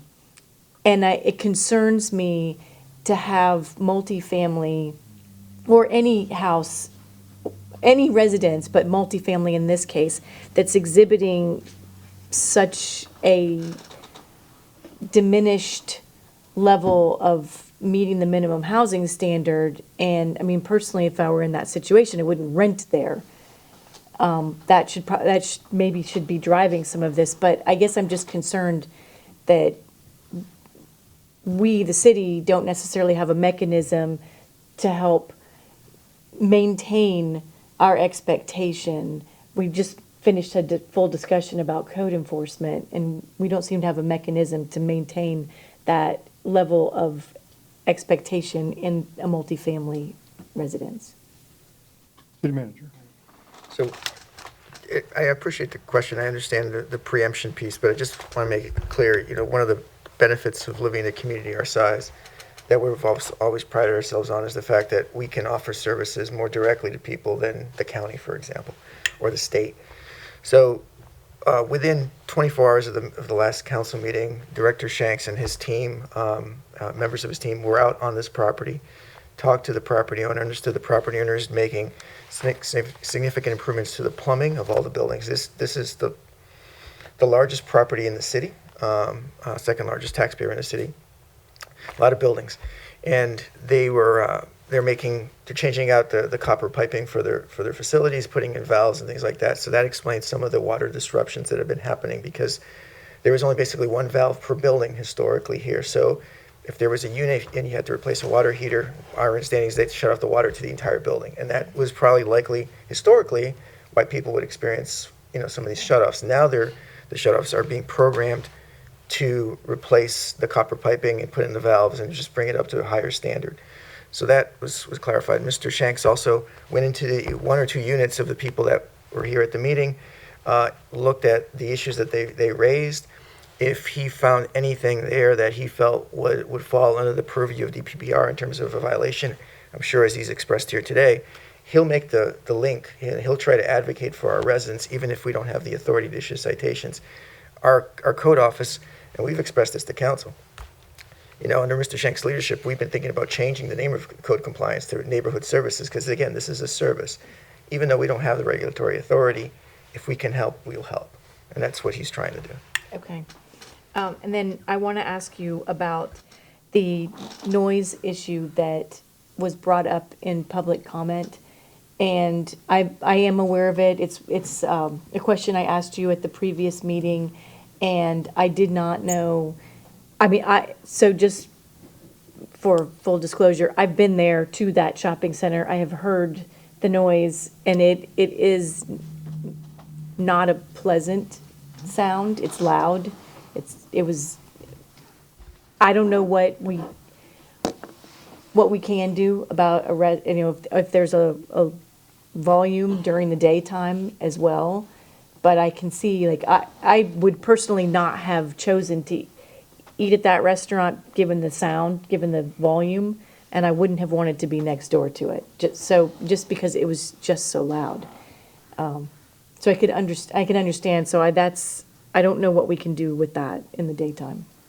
If I may. So I believe Mr. Shanks already has attempted to make contact with the, Mr. Shanks, do you want to just come up to the podium? So we did. We made contact. Initially, it was the wrong restaurant. So we had a conversation. They said it wasn't us. But I believe I know she gave me the suite number this evening. We actually did speak with that restaurant. Initially, it was explained to us that it was their grand opening, and they had this big party, this big blowout, speakers going, and I have not seen it since there. Tonight, as soon as we leave here, I'm going to take a ride over and see if I hear anything. The only complaint I've gotten so far is from that resident, which is fine. It only takes one. However, I haven't been able to duplicate the actual event. I did email her, I believe it was this morning or yesterday evening, asking for times. If it's at 10 o'clock at night, I'll be over there at 10 o'clock at night. If it's on Saturday night, I'll be over there Saturday night. Every time I've gone over there, I haven't heard anything. Similar to the noxious smells in the back. We'll have more follow-up for that, but the sound, we're trying to identify when it is. Okay. That's it. That's all I have. Mr. Shanks, while you're there, she made reference to the EPA coming out and finding something. Do you have any knowledge of that? Yes. Back in February, I want to say it was, I looked it up, I think it was February 16th, we got an email. Actually, I'm sorry, Public Works got a phone call. No, I'm mistaken. I got the phone call. I emailed Public Works about it. About illegal dumping of coals back there, and that the lady, it was Miss Normandy, had emailed or called at the EPC. When I went over there, the inspector was actually there. So I spoke to him, and he said, yeah, they were dumping coals. They were putting some kind of liquid on it. They did what they had to do. I saw the evidence of the coals there. To our knowledge, and I've been back there multiple times since then, I haven't seen it repeated. I'm not saying it's not happening. I'm saying I haven't seen evidence that it's repeated since that day. We'll contact the EPC again and see if they've had any follow-up to that case. I believe the DPPR was called as well. I don't want to see that officially, but I'm going to go back in my records and look tomorrow and see if the DPPR did follow up on that. Okay, thank you. That's it? That's it. Any other council business before carryover council business? I'm going to call on you for new business. Is that same thing? Or? Yeah, it's carryover in that Okay. case. Regarding the topic we just had with Valenza, the DBPR, that is the Department of Business and Professional Regulation. Yes. And the Division of Hotels and Restaurants, that's the one that you were referring to as being operative here? That's the one that's identified in the statute, yes. Got it, okay. So just so that we're clear, we're referring to the exact same thing here. On their FAQ, this is what it says. I need to report a safety concern or sanitation issue at an apartment building or complex. Who should I contact? Issues should first be reported to property management.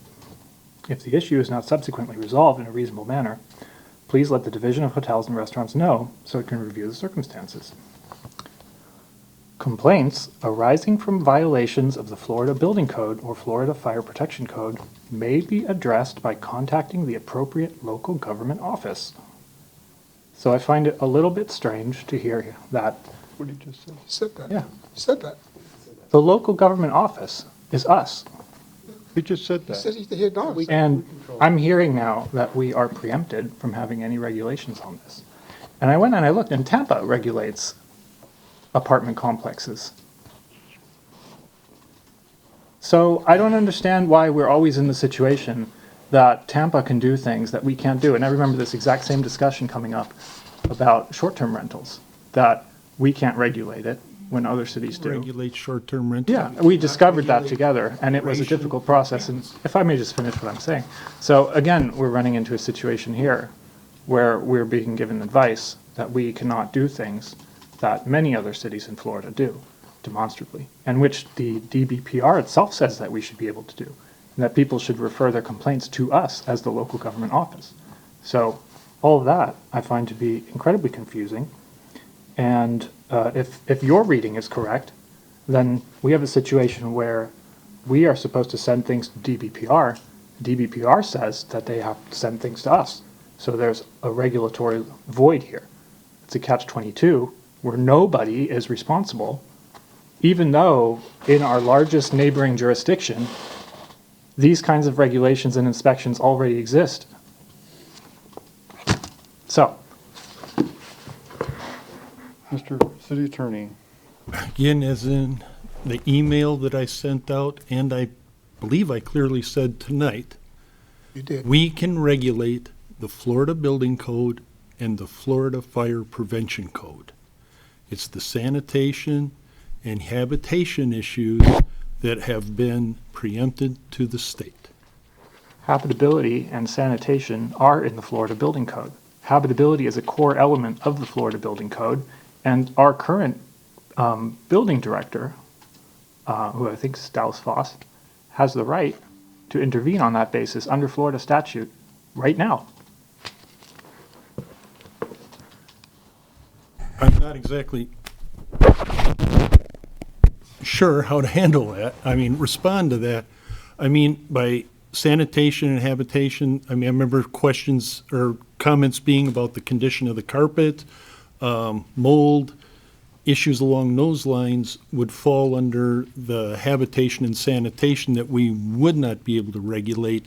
But there are, I suppose, aspects of the Florida Building Code that deal with sewer, water going into the buildings and the units that would become part of the building code and we could address. Yeah. So what I'm going to want to know is why Orlando, Pompano Beach, Tampa, Lake Fort Worth, Boynton Beach, any number of other cities in Florida, including the jurisdiction that we literally abut. So like if I walk a couple miles, I'm in a jurisdiction that does the things that we would like to do here and we're being told are preempted. I want to know why those jurisdictions can do that and we cannot, and why they are not preempted and we are.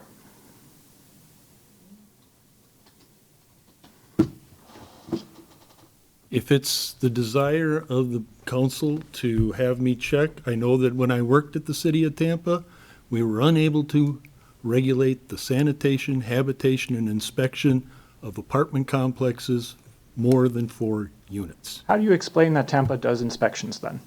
They don't necessarily inspect for the contractual issues that you're squirreling this into, but they do inspections. They have an inspection program for apartment complexes, and we don't. The fire department does. They check for sprinklers and other fire safety issues, fire extinguishers. But I'll be more than happy if the city council so wants for me to inquire to the extent that their code enforcement department is regulating apartment complexes of more than 4. And while I have the floor and we're on the topic, I would also like to know where in the Florida statute you cited it differentiates between big and little apartments. Where is it that it says if you have 3 or more, then you can't do these things, but if you have 3 or fewer, you can.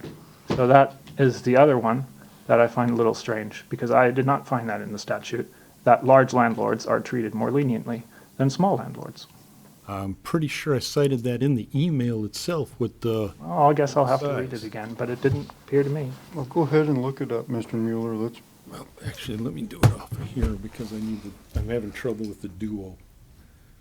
Let me see if I can find the email. It'll help you speed up your inquiry.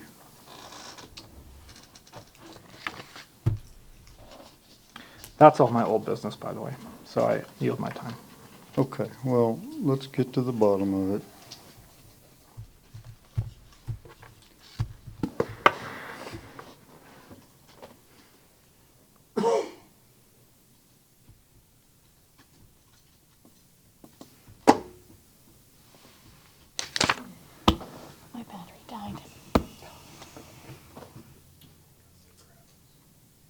And whatever we dig up right now, I'm sure I'll look into it in greater detail. So I look forward to the ongoing discussion on this. 5090134A2.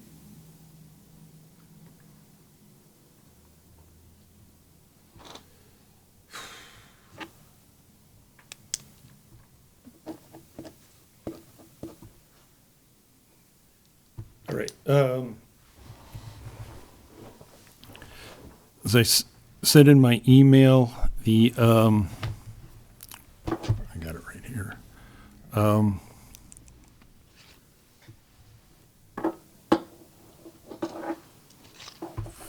Section 509.032A7 states that the regulation of a public lodging establishment, including but not limited to sanitation standards, inspections, is preempted to the state. And then there is an exemption, an exception to that preemption, which is any place renting 4 rental units or less, unless the rental units are advertised or held out to be to the public to be places that are regularly rented to transients. So under 509.032, they accept out of the preemption any place renting 4 rental units or less. So we can regulate 4 rental units or less, but anything over 4 is preempted to the state. Why don't you read the first section one more time? What I read earlier? Just now. You read the first section. The regulation of public lodging establishments, including but not limited to sanitation standards, inspections, blah, blah, blah, is preempted to the state. Yeah. Building code? Did I hear building code? This paragraph does not preempt the authority of a local government or local enforcement district to conduct inspections of public lodging establishments for compliance with the Florida Building Code and the Florida Fire Prevention Code. Right. So the discussion that we're having is whether the building code applies equally and whether we can inspect people for compliance with the building code. And it seems that we can. And the second question after that is, if we can do that, what exactly is it that the building code allows us to inspect for? Because I'm not saying that we do the maximalist program, but other cities, like Tampa, inspect large apartments, and by doing that, they achieve a higher standard for the tenants who live there. So there is a leeway, based on the exemption that you just read to this council, that we can use to regulate these large apartment buildings, and that much has been established. So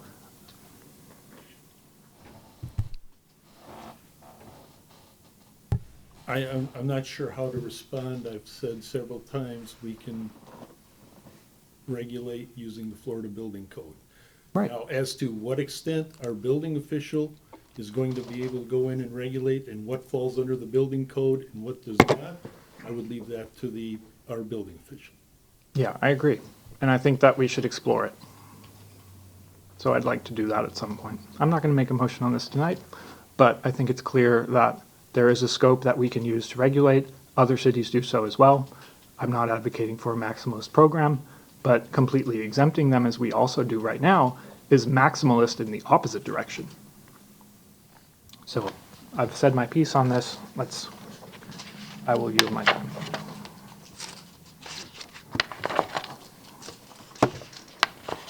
Councilmember Kravitz, new business, you're recognized.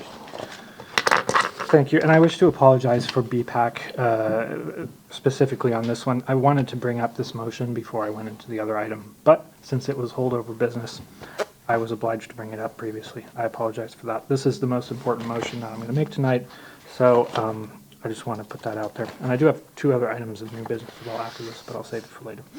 So BPAC is an incredibly engaged and dedicated committee. They have contributed strategic overviews to the city, for example, with the pedestrian and bicycle master plan. They do a lot of work. They've just recently upped their commitment to visit, to come together from once every 2 months to once every month. They've been putting in a ton of work. And so I hope that we can all honor that tonight.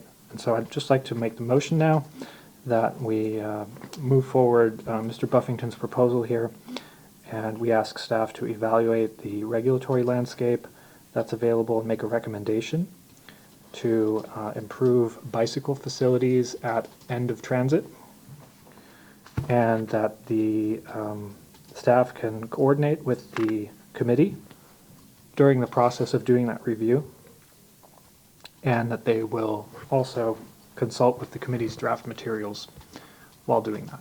So this is just exploratory.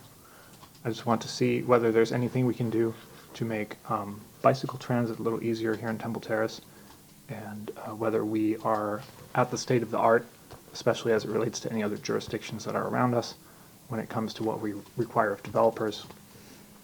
And so that would be my proposal. Second. Discussion? Councilmember Schuessler? I have no problem with the basic premise of what we're trying to do, provided it's for new construction, new projects and so forth. I'd hate to go back and tell people that they have to do a lot of retrofitting, particularly with what they call it the end of the route type thing, showers and lockers and that whole thing. That I think would become quite oppressive if we started requiring that. But I think Mr. Pauly already indicated that the committee, the review committee, already says, okay, we need some bicycle parking and so forth. I'm in support of the premise of doing it, just so long as we don't get too draconian with it in the process. But I think it's a good step forward. Discussion? No more? I have a couple thoughts on it. I will support looking into this as well. I think it's worth to take a look at their materials that they've compiled. They're very productive committee. They've done a great job with the pedestrian master plan that they helped us develop a couple years ago. They did a fantastic job. They're very, very dedicated group. I would put a little caveat on this, at least from me, though, and one thing is we are in the throes of budget, a bond referendum, PFAS, and God knows what else we got going on right now. So I would expect this would take perhaps a little longer than, the normal turnaround. Plus, we already have some land use ordinance revisions in the pipeline now that are yet to be resolved, that have been in the pipe for some of them over a year. So I would not want to create a situation like we've done in the past where we throw a new project at their lap and then in 30 days we're scolding them because they're not getting what we want done because we keep throwing other stuff. So this has got to take a place behind some of the other stuff. So I think this is going to take a little bit of time. The other thing is in my mind, the way this should probably be best unfolded so that they have an opportunity to actively participate is once we've gathered some information and have some idea of what the possibilities are, because I mean there's some things that aren't going to work here that maybe Gainesville might do that we're not going to do because we don't have UF. But what kind of scenarios we're looking at, I think this is the kind of thing that's best done in a workshop as opposed to a council meeting where we can have a little more back and forth and a little more input from the committee members, and it's a little different environment. It's difficult to do that in a council meeting because of the Roberts rules and everything's got to be boom, boom, boom. So if this comes back and there's some things of interest, which I believe there probably would be, then maybe we look at a workshop setting to kind of discuss that. But those are my 2 cents. But other than that, I think it's a terrific idea that we look at it. Should we add a workshop to the motion? Do that. No, if you add too much to the motion, you're going to lose support because we're telling them everything we want them to do down to the dots and T's. I think we need to see what's out there in my mind and see what they come back with and go from there. I mean, we start telling them that we're going to have it at 3:30 on a Thursday and you're not going to get support for that. But But I think, as it is, I think it's a good idea. Yeah, I do too. Thank you. I think Mr. Buffington and his gang have a pretty good survey right now. So I think in terms of staff impact, they will be able to do a lot of the heavy lifting. They've been incredibly helpful with that, and also very informed.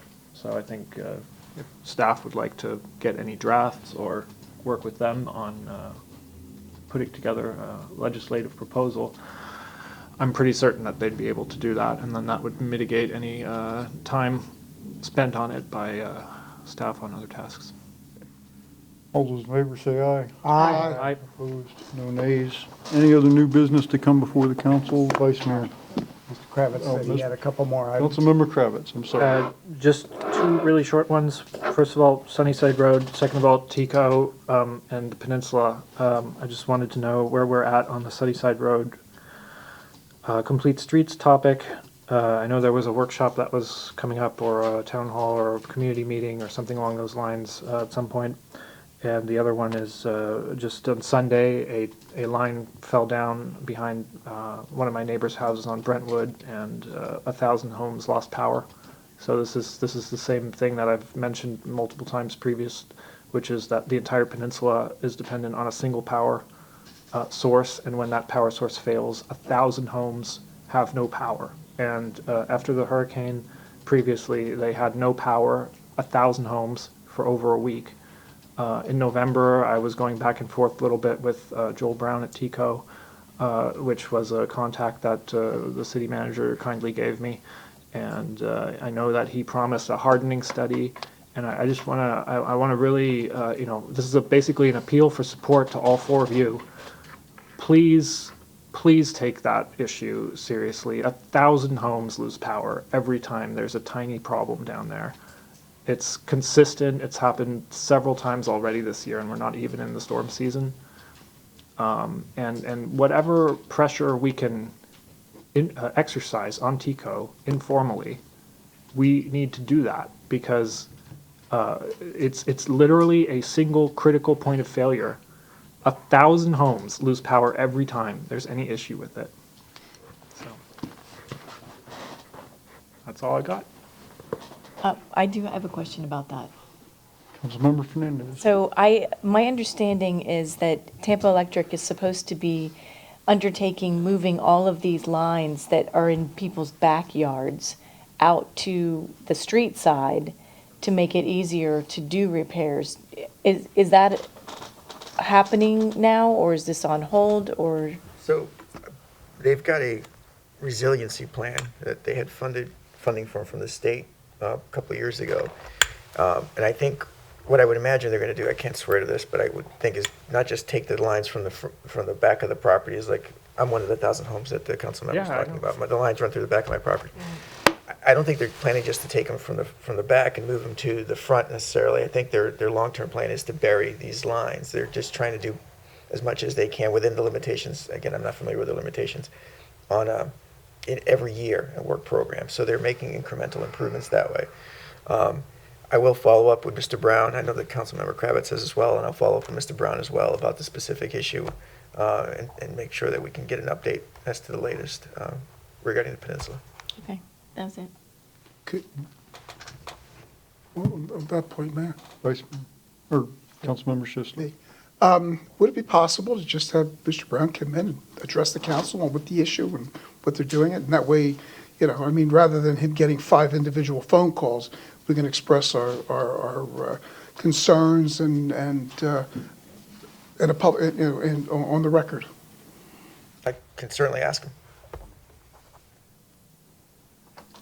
Vice Mayor. Thank you. I didn't know if I was going to make this speech tonight or not, but along with the public comment about traffic, and on my way in, I passed a golf cart with an adult driving with an infant on their lap. So it's time for the golf cart speech. It's in Temple Terrace. The rite of summer always starts with teenagers driving golf carts.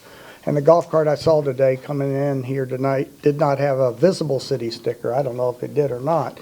So it's just, again, to remind everybody, golf carts have to be registered with the city if you're going to be on the city streets.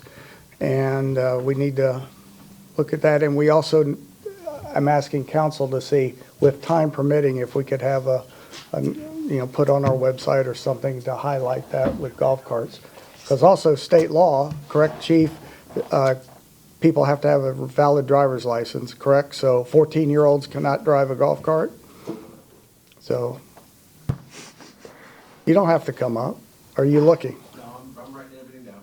Okay, all right. I didn't want you to come up. That's it for Say me. that last one again. 14-year-olds got to have a can't drive the golf cart? They cannot, as far as I know. State law prevents it.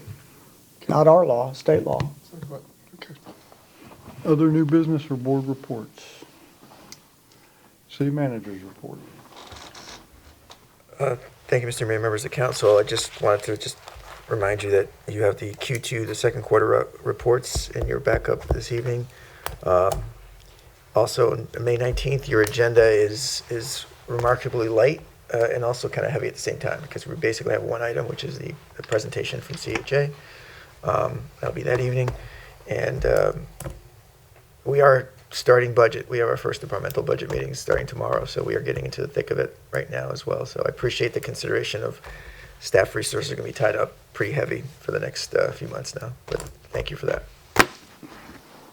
Questions for Mr. Bahia? I have one question. Councilmember Fernandez. As we're going into the budget season, I know we've talked about, we're changing out water meters from older water meters to newer. And we often see things with people when they find out they have a leak because of their water bill.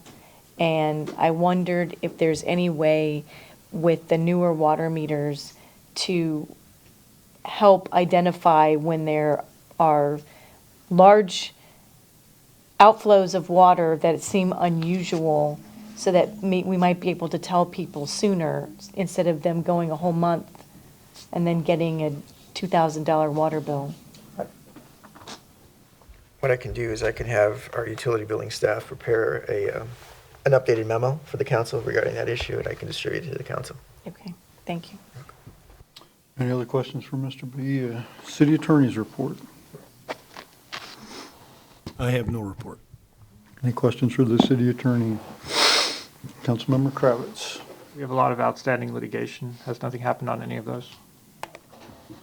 Has there nothing happened on what? Any of the outstanding litigation that we have? Are there no updates on any of the litigation cases that we have right now with outside counsel? Think of the sewer line repair, for example. I'm finalizing a litigation report and I'm just trying to figure out, once I got the final bits of information in it, the best way to provide that to you so you can look at that. With litigation, certain things being confidential, I got to figure out the best way to provide that to you without breaking any confidentiality. Thank you. Look forward to it. Other questions for Mr. Mueller? Mr. Mueller, I just want to tell you that we appreciate the work you do. I know you get kicked around a lot, but we do appreciate the work you do and the way that you protect the city and look out for the city's interests. And thank you for what you do. Keep the faith. Know that we appreciate everything that you do. I know the employees are very content. They like dealing with you and your staff. You run a great shop. You're approachable. They feel like you give them timely advice and turn around their items much quicker than maybe which was once the case. And so you're doing a terrific job. Keep it up. Staff loves you. Right? So keep up the good work. Thank you very much. Okay, if there's nothing else to come before the council, we are adjourned.